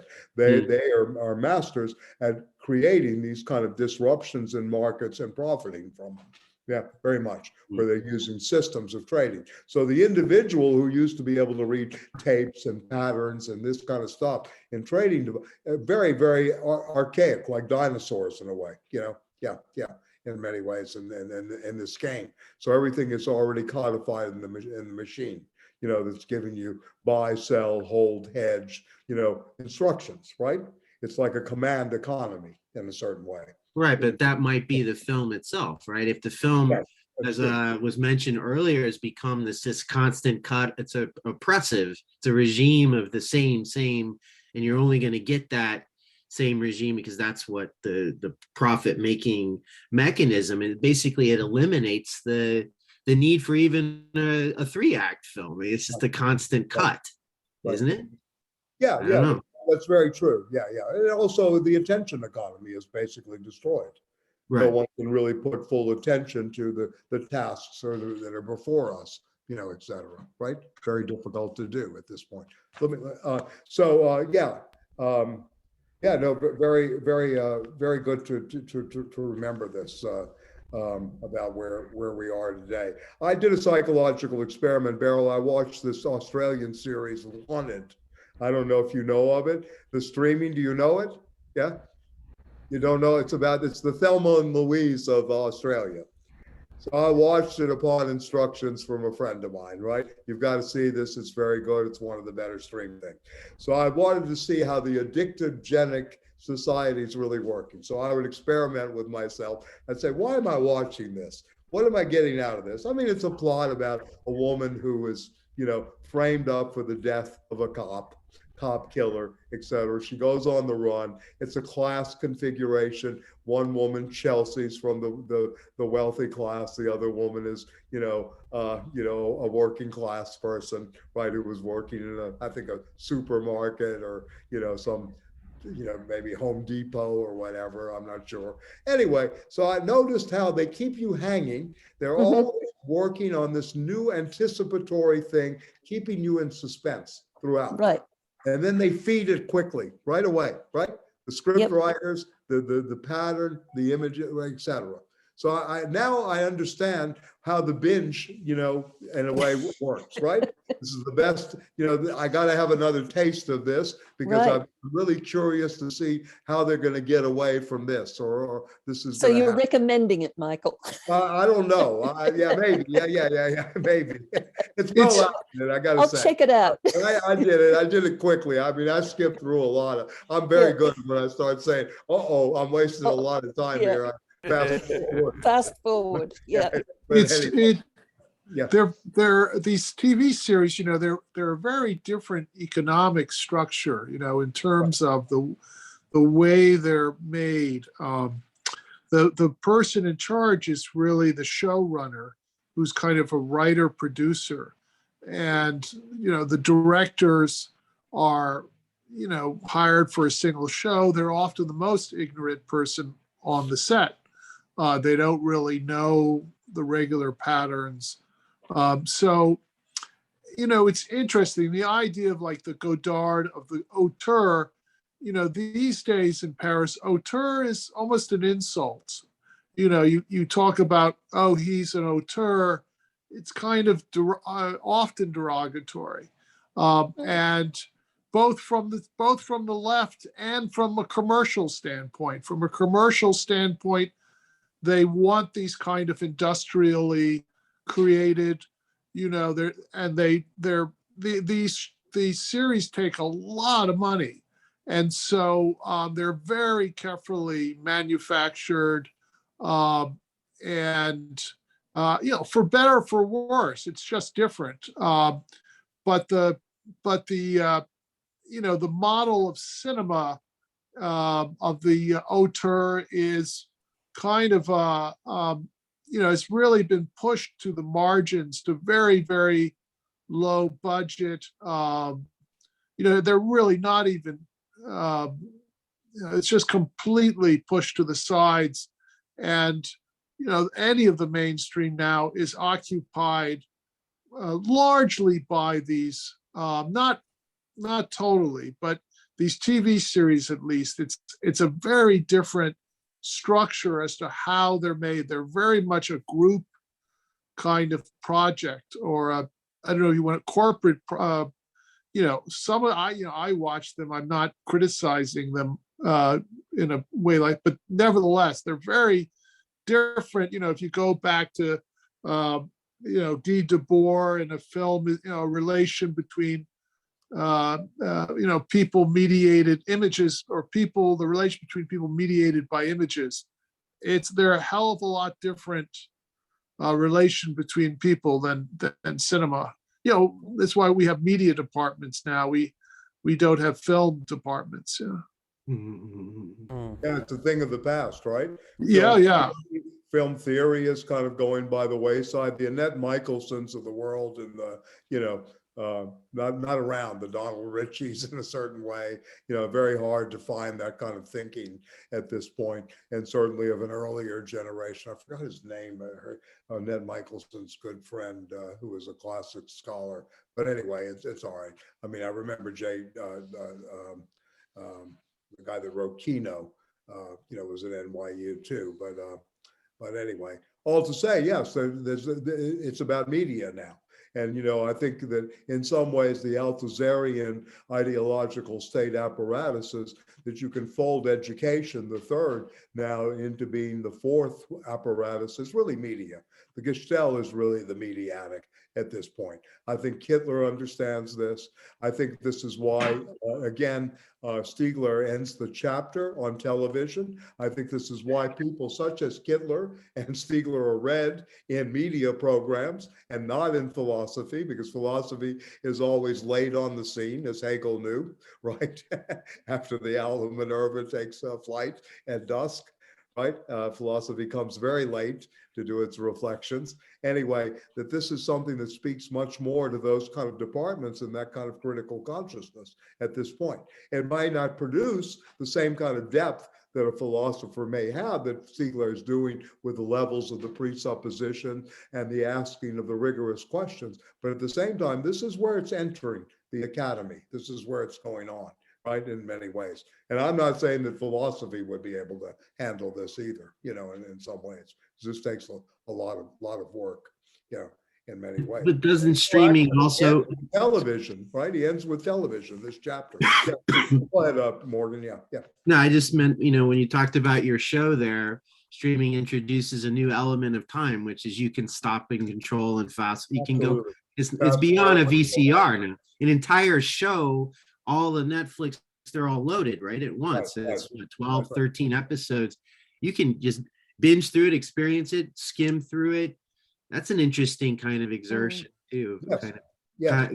Godly moment there where you control time in your narrative. Subversive series, such as, that you can really learn something from and have some kind of historical interest, like Babylon Berlin, they still haven't produced the latest season, even though it's really crucial for right now, because where it ended was 1929. Right? They're waiting. Right? So they're waiting for the crash. Back in, right? And then the other thing, the really great Mexican series, in my opinion, was The Ungovernable, right? And that they won't do it. You saw it, Patrick? Yeah, I really liked it. I really enjoyed it. Yeah, I thought the actress was fantastic who played El Presidente's wife, who's accused of killing him, and she goes underground. And the whole thing of the private armies. Yeah, Patrick, please. Yeah, Kate Castillo. She's a famous telenovela star. Right. That's right. Yeah. Really good stuff. Yeah. David? Yeah. Michael, I was wondering, in trying to think about Stiegler, it feels like there are many movies that work on the idea of perception being totalized in the film. And then, in a kind of Hegelian way, it feels like as a viewer, you're encouraged to feel like you should trust your sense certainty, so to speak. But then I'm thinking of films like Psycho, I'm thinking of films like Fight Club, I'm thinking of films like Memento, where it feels like there's more of a Hegelian quality ultimately to say, the perception has fooled you. A dialectic is released where those two people talking, you now understand it totally differently. It's Norman Bates and his mother, not his mother, he's Psycho. I don't want to spoil for anyone who hasn't seen Fight Club or these other movies how they end, but there's a certain quality where the third act pulls into a trick. Right. But also, one of the things that at least American screenwriters are taught to do in the convention is to have, as much as they can, the third act of the movie be filmed as much as it can in real time. Mm-hmm. And so it's kind of felt like what the screenwriter and the filmmakers are supposed to do in American cinema is to create images that will link up the narrative, so it's like there's a drive to know that's pulling you forwards, but that ultimately by the last third of it, you're really in the film in time the way it's happening. So films like Dog Day Afternoon, Fight Club, in a way even Gone with the Wind, as slow and lugubrious as it is, in the very final part, you're really in Melanie's bedroom watching what's happening in real time almost, and Scarlett running back to Red's house. So what I'm wondering is he sort of setting up an argument to say, it's about perception more than imagination, but that's where this is kind of pernicious and seductive and a little dangerous, because ultimately the rug is going to be pulled out from under you by the kind of trick of the artwork to say, You were in, I think, what the Greeks would have called the kanoma. You didn't know it. You were in a meaningless world of perception where the film could seduce you into that with Technicolor or whatever it had, sound, these other accoutrements that made it hyper real, to then take it away from you? Or is he really saying perception is all? I don't think he's saying it's all, but he certainly thinks it's primary. I see. I mean, I think that's really the thing here. He's really looking at perception, right, rather than just imagination, right? He's looking at the two, side by side, but really perception is the starting point. Mm-hmm. And this is, again, this is part of the structure of consciousness. You begin with perception. But once you begin there, sees through something rather than to only have the images are secondary, so to speak. I see. Even though they're there, right? Mm-hmm. Right? Mm-hmm. Yeah. I mean, perception literally means, if you want to be Heideggerian about this, is to seize through something. Right? Okay. To seize through something, right? Mm-hmm. Whereas, and I think this is very important in terms of this, again, this structure of consciousness. This is where he's really trying to go vis-a-vis temporality, right? And cinema's way to that. Cinematic time is the way through that. Cinematic time has not been really written about, right? This is why he chooses this aspect, right? And has not really been developed, right? So he's going to talk about that, in this sense. So I think, But is there ultimately for him a sense of a telos to the film where it's going to rise above that? It's primary, but you have to get elsewhere. I'm not so sure that Stiegler has a telos here. Yeah. Okay.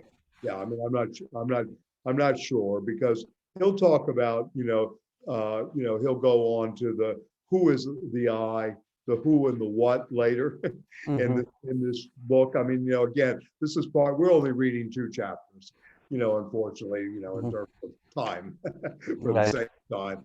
But anyway, he goes into the who and the what later in the section called the I and the we later on. But really right now, we're interested in, for our purposes, I think, for the structure of consciousness and cinematic time.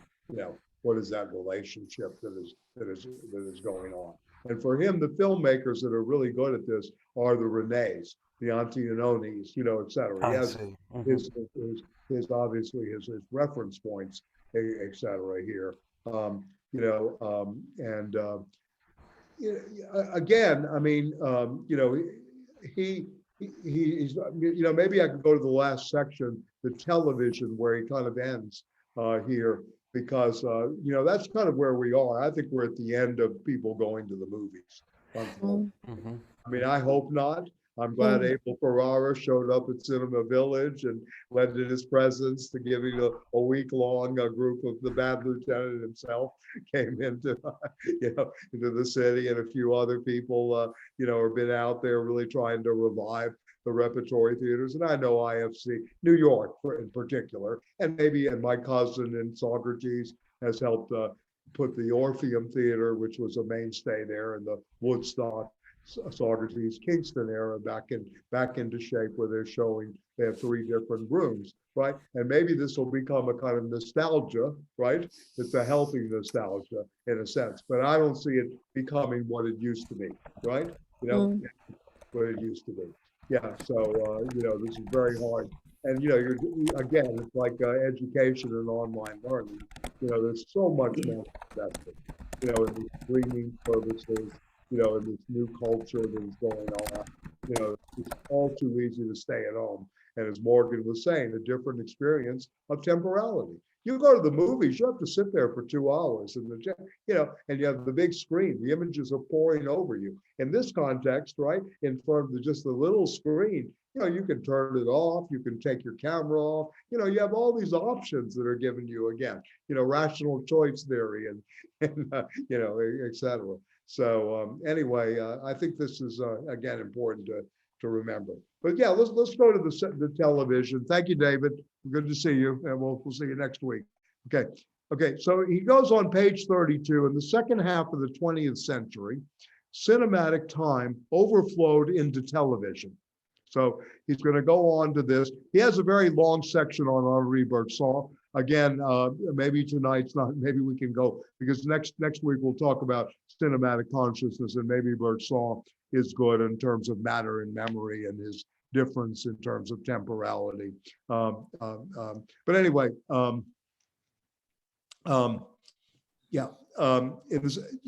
in 1954, 1% of French households had a television set. 1960, 13.1, in 1970, 72, 1%, 1980, 90%, 95% in 1990 television sets. In the world as a whole, is estimated today there are over 1 billion televisions. Virtually the entire population of the world has been converted to television, and of course to the screen. We see this going on in terms of this Screen New Deal and its political economy. The 20th century, born as cinema, in the end manifested the astonishing domination of consciousness by audiovisual temporal objects broadcast over hundreds of channels and countless programs, constructing a new social time. Morgan, going back to what you were mentioning, a social time, right? They uses this, a new temporal orientation in the area economists have called the programming industry, right?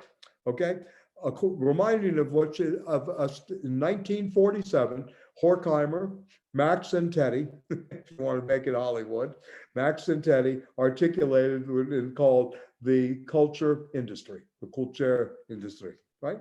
Just as the cinema inherits photographic techniques and aligns itself with photography, televisual techniques add to cinema certain specific characteristics that produce an identifiable televisual effect.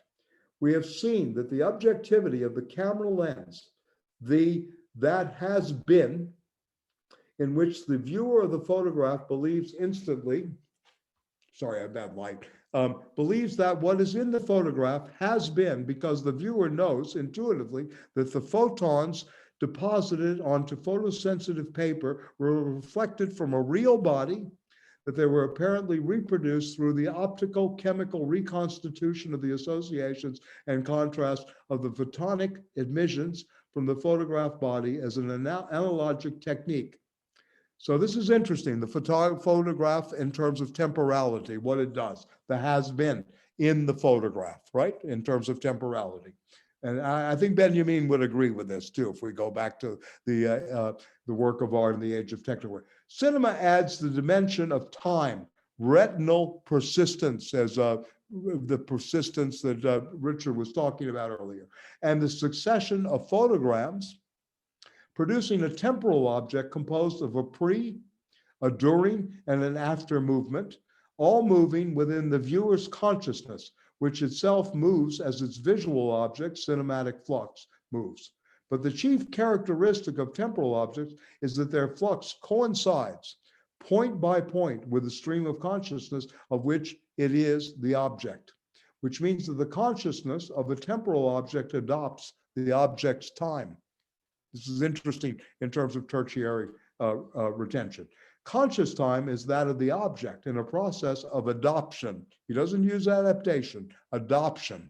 Very interesting. He uses this word, adoption, through which the familiar phenomena of cinematic identification becomes possible. Television adds two new photographic and cinematic effects.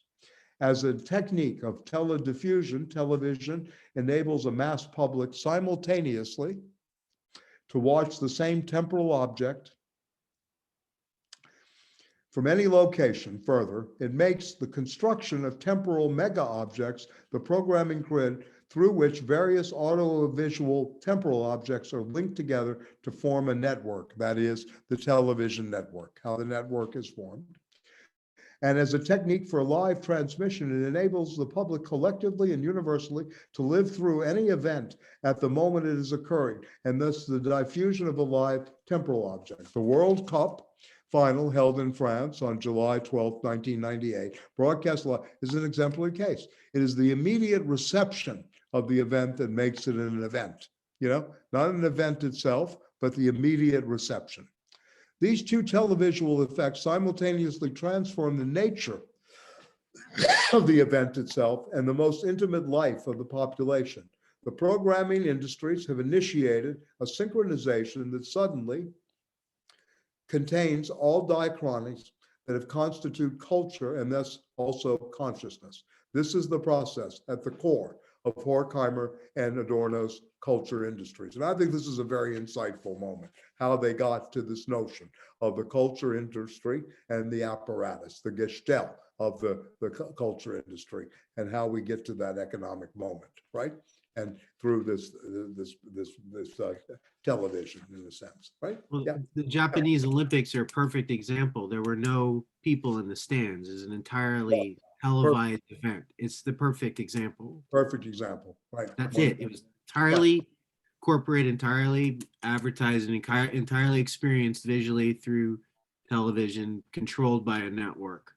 And the dominance of sports. Yeah. That's another thing. Spectacle. Yeah. How this has become so dominant in the culture in terms of determining consciousness and determining time. How many people rush home to get to the NFL games, right? on any given Sunday or Monday night, in a sense, right? How is this program? You have Monday night football to keep away from the aggression of the workplace, right? So you can get out your aggression on the little tube at night, sublimated object, in Marcuse's sense, a repressive desublimation on Monday night. Once Thursday comes, and you know the song, Stormy, Stormy Monday, Tuesday's just as bad, Wednesday is worse, and Thursday is also sad. So the time it comes to sadness, you have Thursday night football, right? And then you prepare for the weekend, right? Saturday night or Sunday afternoon football and all the college stuff, right? So this is going on constantly during the back to work Labor Day. What is the game that is most dominant, and the most dominant of the professional sports industry is the National Football League. Who is the worst on COVID protocol? The National Football League, right, exactly. Who created timeouts for commercials? The National Football League. That was exactly the advertising machinery, complete integration. Right, exactly, right. We take an injury timeout. Make sure you smash him good. Exactly 14 minutes into the second quarter, right? We need a long injury. Our sponsors at General Electric need to produce their new engine so that the company can do a turnaround. Yeah, absolutely, of course. Yeah. And again, I think of the movie again. It looks pretty banal to us now, but think about Sidney Lumet's Network, right? And the Howard Beale era. Again, another great cinematic representation of this kind of notion of what television's really about, and a kind of deconstruction. And I don't know if you guys seen Don't Look Up. I took the time to watch it because I know everybody's going to talk about it. I thought it was a good allegory of the pandemic in a certain way, and another catastrophe movie. It's got some funny things. I like The Big Short. The guy did The Big Short too, but this is not. I did see it. I saw it. What do you think of it, by the way? My concern with it is it lost me a bit, and I think that's because reality has become so much more devastatingly, the reality of what we're living through is so insane. And when you have a filmmaker making a point, if they start to make the point, and I'm all for satire, but what happens is it puts a lot of pressure on the filmmaker or the writer or whoever's doing it to do something that says something else than just simply repetition. Right. And that's the problem. That's why truth is so wonderful, because if something happens in the world, we're amazed, we're outraged. But when it's happening in fantasy or fiction, we just say, well, that's just the filmmaker making some barbed point, and it loses the sting somewhat. I thought it had some hit and miss. I thought it had some good points, but it does kind of pivot to what we were talking about with Stiegler today, in which the imagination maybe versus the perception. When I see what you're saying about the way in which he's focused on perception and not imagination, because that to me is what the structure is about. When we focus on cinema, we are focusing on something that we are passively observing. We are not using our imagination either to create an object. We're actually taking it in. So that's, Well, again, we have this intentional structure in consciousness that Yeah. Husserl speaks of. He's taking it, again, his point of departure from Husserl. And in this sense, we're always in this anticipatory moment, this potential space, if you will, right? With the retention of the previous images, right? But this is an act of perception. It's not the act of the imaginative variation. That comes later, right? In Husserl, right? This is, again, the structure of consciousness as perception. This is really an analysis of perception that is happening, right? An undoing of perception, if you will, and its relationship to temporality, how we perceive time, how we think of time, Yeah. Do we think of time in terms of absolute space? Do we think of time as absolute? Right? How do we really experience this? What is the debate? Again, and Stiegler's clever this way because he's going to play on Bergson, who has arguments with Einstein and vice versa. They couldn't speak to each other about, temporality. And then Heidegger, the famous footnote, section 80 of chapter 82, the note on being in time. That's very important, where he takes on Bergson and all previous notions, even Hegelian now time. So, this is part of his background here, right, that he's going through. And again, cinema becomes the art form through which he's trying to, to look at this, right? And and he sees this. Look, again, he's going to go to the visual, right, in a way that television, right, is the next step. And, what you're speaking to, Douglas, to me, I would just call the digitalization of satire. Right? That there's no analog in this film, Don't Look Up. It's a kind of digitalization of something we all know, in a way. Yeah. That's actually a very good point, because one of the things that I found very annoying and obvious about the movie is the way it constantly shows all these likes, and it just pivots towards the Facebook, internet media. So whenever somebody says something, they show you now that seemed okay, but it seemed very obvious to me. But it was part of what you're saying. Mark Zuckerberg's autistic. Right. Right. I mean, that's kind of the funny moment in this. Right. Versus autism at a perceptible level, right? At this point. No, there's some funny moments in it. I can't be against. I hear you. I'm sorry to interrupt you, but I thought no, I'm done. The Mark Zuckerberg character was real. Yeah, Richard. Yeah. No, I was going to say the Antonioni film that comes to me now is Blow Up, because also of the mime scene, the way that the sports, the faked or the mimed tennis game and the fans, and it takes everyone's attention in terms of the role of sports and this, this world that is missing what's going on, that he's the murder that's taken place. It's such a great movie. Yeah, it is. But it's interesting I was thinking about a Chris Marker film he made, an early short film he made about an Olympics. But what really came to mind was suddenly a reading I hadn't thought about of the mimed sports event at the end, in terms of this mass spectacle in a way to which Antonioni is opposing the kind of cinema he makes. Yeah. I think the interesting part of this vocabulary that Stiegler is using is really the study of programming industries, right? Yeah. Thank you, Morgan. Good to see you. Okay, bye. Yeah, I think that's the whole notion of the programming industries, where he's with Adorno and Horkheimer, is very, very interesting, because he'll pick this up in terms of the next chapter, Spiritual Catastrophe on Consciousness, and then Hollywood, Capital of Industrial Schematism, back to Kant, right? And then the political economy of consciousness. So he's not only going to stay in this kind of attempt towards pure phenomenology, retrieving the intuition of the essences themselves, right? Which is again part of phenomenology's goal, to get to the object, the things themselves, right? To return. That's the battle cry of Husserlian phenomenology. How do we get back to this object themselves? And in a way, I mean, Stiegler is a phenomenologist because he wants to get to this temporal objects in tertiary retention. This is really where he's going in a sense. But he also will go into the thing that's interesting to me is that he has the political economy of consciousness as well, of cinema. And then he has the Kant's two versions of consciousness too, right? And then the median of projectors and the ego's milieu, right? This is a very interesting chapter on consciousness. So, I mean, hopefully, we can, spend another week or two on this. And I would like us to go through cinematic consciousness and also maybe the sociopathology of May of '68 next time.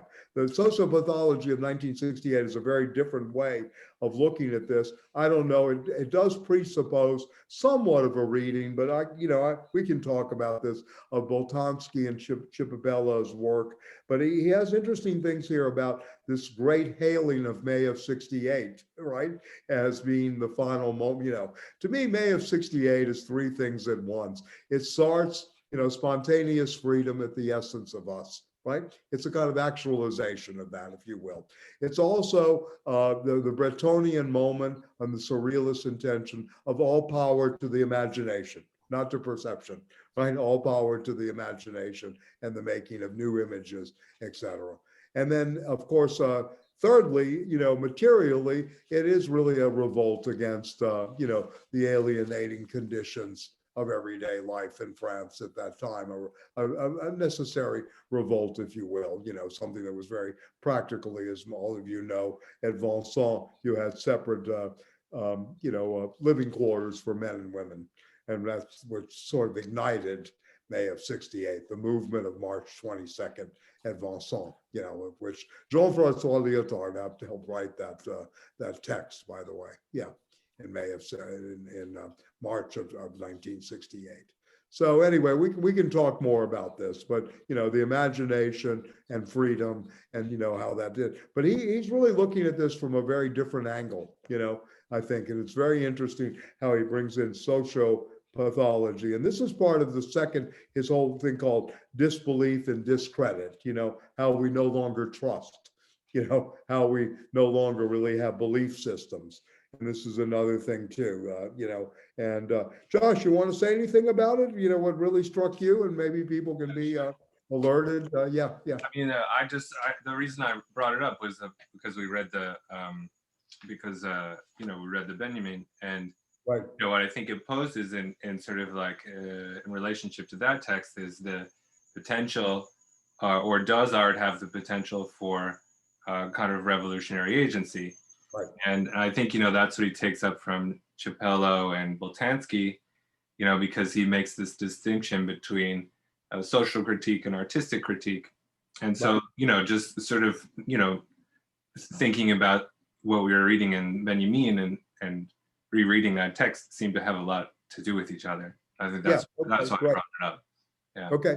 Yeah, no, good. And I think it leads into another kind of temporality, how the superego itself, where values are constructed, et cetera, the conscience, this category from psychoanalysis, how it's become automated, right?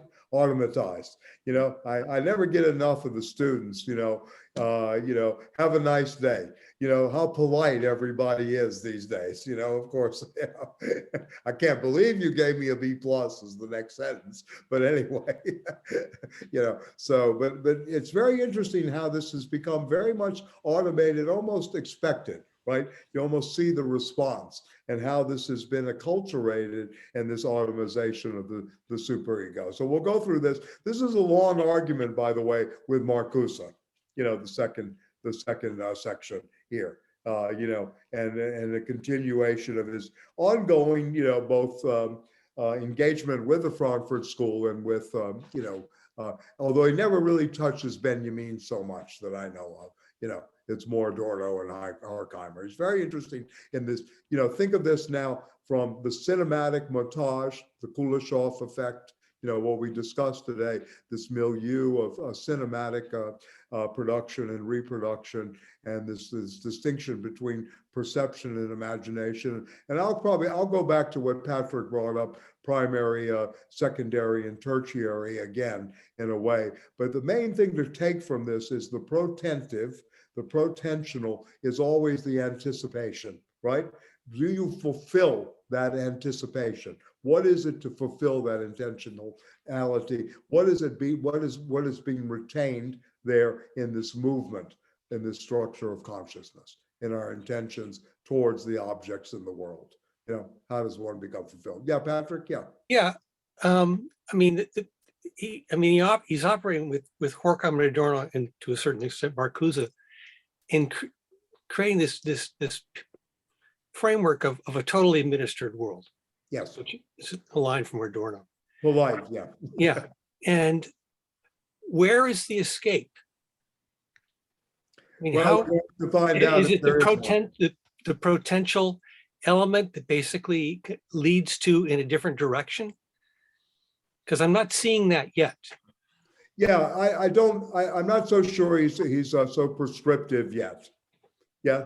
Yeah, I'm not so sure about that. We can go to the manifesto of the Ars Industrialis. That's more programmatic in a sense. But in these books, he's really dealing with the questions, right? In a sense, setting the path, in a way. So I don't think there's really a prescriptive, notion of the way out. Unfortunately, one way of thinking about this is, yes, we're all inside the machine, right? It's very hard to say, it's very difficult to swallow, but at the same time, are we all subject to this machine of the programming industries, the administered world, how capital will always, work this way, et cetera, this kind of enclosure that we're experiencing. Are we still the victims of Kafka's castle, if you will? Yeah, what I'm thinking of is there's a guy, another French guy, of course, Desserteau, who makes this distinction between strategy and tactics. Right, sure. And he talks about the way in which we are not simply programmed to behave in certain ways. We are active agents in terms of imagining other alternatives. And that contained within it, it just simply isn't a one-way street from the media to us. It's also that we as are agents as well in terms of the way in which we construct our interpretation. And I'm looking for for that element within his thinking. Right. Yeah. We're like the kids at Kant's class. They all went to the bushes looking for the categorical imperative. Yeah. Right? Remember, this is sort of where we are. We're always in search of agency. I understand your question, and we should go back there. But now, there's no, it's a very, maybe very the good agency question. I think Josh raises a good question, and when I wrote this little blurb for this course, I said, "Is there a possibility of an avant-garde today? Is there really a future? What does it mean, the future now? What does that really mean?" So in a way, you raised one of the essential questions of that we need to address. But I'm not so sure that Stiegler has that prescription right away, even though in his own personal life he created alternative schools. He was out there a lot. They were, doing things, intervening where they can. Our question is really, what is there to be done? It's a perpetual question. It's like answering the question, what is enlightenment, right? Or answering the question, what is perpetual peace, right? And I hear you, but in a way, we're really more at the descriptive, analytical, critical level than we are at the prescriptive. Just like being in time. There's no mid-Sein, there's no social analytic at the end of that in 27. And, it took Sartre to talk about concrete relations with others phenomenologically and build a kind of existential ethics that, in some ways has become passé, this kind of subjectivity, a very different era. we have this. But yeah, I understand, and I like Michel de Soto very, very much. He was, yeah. Doesn't Stiegler also? Stiegler is like the pharmacon, right? He picks up the Derridian pharmacon. So it's always poison and remedy. Yeah, the agency is that we're all we have to look at the contamination, but at the same time, there may be the remedy in that contamination. I mean, it's a very Derridian move in some ways, but at the same time, that's where he's coming from. Yeah. Again, I mean, what is the role if the aesthetic dimension, if you will, or the aesthetic itself is where the slippage is, and that the art and its practice is to lead the way as an avant-garde, or what role does the intellectual have in this, or the emerging media stars like Jocelyn here with us tonight, et cetera, the people that are doing studies in this thing. What does this avant-garde look like? What is to be subverted? How does that subversion really take place? And especially when you start talking about subversions, what in the metaverse is going to be subverted in that meta? You have to think about this very carefully because, again, look, I think we're all have in this, is that we wouldn't be here if we didn't have a tinge of romanticism about, a better future, or, something about agency, or something has to change. But at the same time, I think we should go forward without the illusions, right? Yeah. About a future, in a sense, and try to deconstruct that as much as we can to see what's really there, in a sense, right?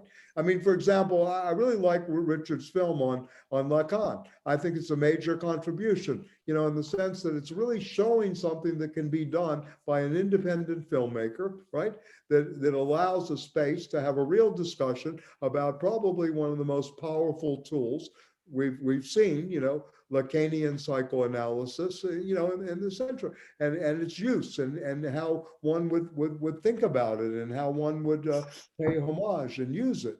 So in some ways, yes, there are these pockets, right? I mean, we used to talk about little pockets of resistance. Is that what we hope for? Micro centers of a thing. For Stiegler, he uses the notion of milieu, building the new milieu, the new place, right? And so that we can go there. I mean, I can point to chapters of his where this question of agency is brought up, around the milieu, and he talks about taking care of generations too. How is this supposed to be transmitted, right? Yeah, in many ways, how does this work, taking care of generations, right? How does one overcome the symbolic misery of where we are, right? In the sense, I mean, I've mentioned this, depression is the #2 disease in the United States right now, after obesity, right? And probably the two go together in some ways, but anyway, yeah. But yeah, so I mean, great question. I mean, I think it's posed at the beginning. I mean, what do you think, Patrick? Any thoughts on this? I mean, I'm not saying we're going to get it from an individual. I mean, this is supposed to be a weapon of criticism and a criticism of the weapon. This is what to me, the books are about, right? In a way, we're looking for new weapons, as Deleuze used to say. Exactly. And I'm just curious. I mean, you've read more of his work than I have. I'm just yeah. Well, I can point to this whole thing of milieu and give you the references on this. I mean, the critique of political economy, et cetera. And okay. Thank you, Beryl. Bye. Anyway, and he goes through this, and the re-enchantment of the world is really part of a programmatic attempt to kind of give the world back its meaning, its pristineness. I mean, in some ways, what we're really lacking in this world is curiosity and wonderment in a certain way. We're in some ways very overeducated, right? We forgot how to make those connections, right? In a sense, between the nature of the cosmos and what we're to do with it, right? We've been inundated with so many issues. Overdetermined by tertiary. Well, that's very true. Yeah. But his prescription, in some ways, is to understand those technical objects. Exactly. That's the number one goal. That's is a to start. understand. Yeah. For me, that's what I take from him, is to understand how things are made. He goes through this, by the way. He talks about the proletariatization of the world. We don't know how to make things anymore, and therefore we don't know how to live, and therefore we're spiritualists, we're lifeless in a sense. So maybe one of the goals here strategically is to learn how things are made again, right? Like Richard was helping us with the making of a film tonight, right? Yeah, in a way, right? And yeah. So, what is this use of the technical objects, etc. Yeah, Benjamin is in this moment too, with the notion of the destruction of aura, right? Yeah. So, and I think he has this ongoing practice of that we have to learn how to make again, yeah, in a way. We really have to learn how to make, and therefore then we learn how to live again. Yeah. Yeah. And look what we've been reduced to. I mean, we can't go out. I mean, I'm in Montreal there. I'm on a curfew tonight. I can't go out and get a snack tonight. I'd be picked up by the police if I'm walking in the city. It's unbelievable. Yeah, 10 o'clock curfew in a city of 3.5 million people, right? Yeah. And for what? Yeah. Right. Yeah. I mean, it's not like I'm going out and saying, I'm the disease, I'm here, I'm the great phantasm from New York. But I am the great phantasm for New York in terms of some of their perceptions. It goes to show you what the media can do, right? How they can create this kind of myth around everybody's in the States as anti-vax. We're a bunch of Trumpies, et cetera. And how this is projected onto the rest of the world, right? Anyways, yeah. So pretty amazing, yeah, that I can't, yeah. So Richard, we can't do walk and talk for a while because we're under curfew. I mean, I can talk about the curfew, what I did during the curfew. I can't even get delivery. Right. I've been trying to see some Angelopoulos films, which are hard to find, Yeah. Sure. And but he talked about how he had first. And this is true of D.W. Griffith too, that they started out as poets. I think D.W. Griffith started as a writer, but Angelopoulos is a poet right. In terms of making, this notion of making, which, as you know, in the Greek, right? I mean, a poem is, it's to make something. And this kind of very, it's just an interesting connection between the idea of making and the idea of the poem and such. Making and living, poiesis and bios, right? Yeah. Right. Right, and the bios and the zoe together, right? Very much. Yes. Yeah, in a way. So, I mean, Patrick, going back to what you said, I mean, in some ways, the idea is always, Marx says we are working on the poetry of the future, right? We're not going back, the past. We're trying to build a new kind of poetics, a new making. And I think Stiegler's on that page. I think he's very concerned that way. Whether or not he has the answers is another story, but this is where he's really, I think, trying to go, with this Greek word of the poiesis, which really, as Richard says, means to make, right? To make. Mm-hmm. Yeah. The poetic and the praxis, right? Agency and creation, right? Agency and making, yeah, in a lot of ways. So we'll see. I mean, but I mean, I just don't see anything. Look, what are we getting out of left liberalism or the left at this point? It's all about issues, right? It usually goes nowhere, right? In a sense, whereas stalemate, there's no question about it. In my way I look at things politically, the Democratic Party has been devoid of ideas since 1968, since the Chicago Convention. It just broke, right? You had a couple of, bright spots for a little while, but really that was the end of any kind of possibility of traditional electoral politics in this country. So anybody that thinks within that is not thinking through, in my way of looking at things, a poetry of the future. you can have reformers, a kind of New Deal reformer like a Sanders, in some ways on the scene, and I certainly was supportive. I mean, I remember Richard and I saw the launch at Yes. Brooklyn College in fall of 2000 and what was it, 20? I think before the 19 before the pandemic, right? We were- Yes. the thing. And anyway, all to say, yeah. But I mean, to me, this is defunct. It's not an avenue. To me, it doesn't have it. Yeah, in many ways. So very, very important to kind of consider this if you're going to really get anywhere. The question is, the hard question is, how do you build your own, right? In a sense, how does one build their own? And by the way, Patrick, a very good friend who was a college president for about 5 to 7 years, says he wants to be reincarnated as a Massachusetts public school teacher, because of your strong union. And his kids, they have so many holidays and so many recesses. Anyway, so I kind of laughed about that. He wants that resuscitation as when I come back, I want to be a Massachusetts, high school teacher, right? So anyway.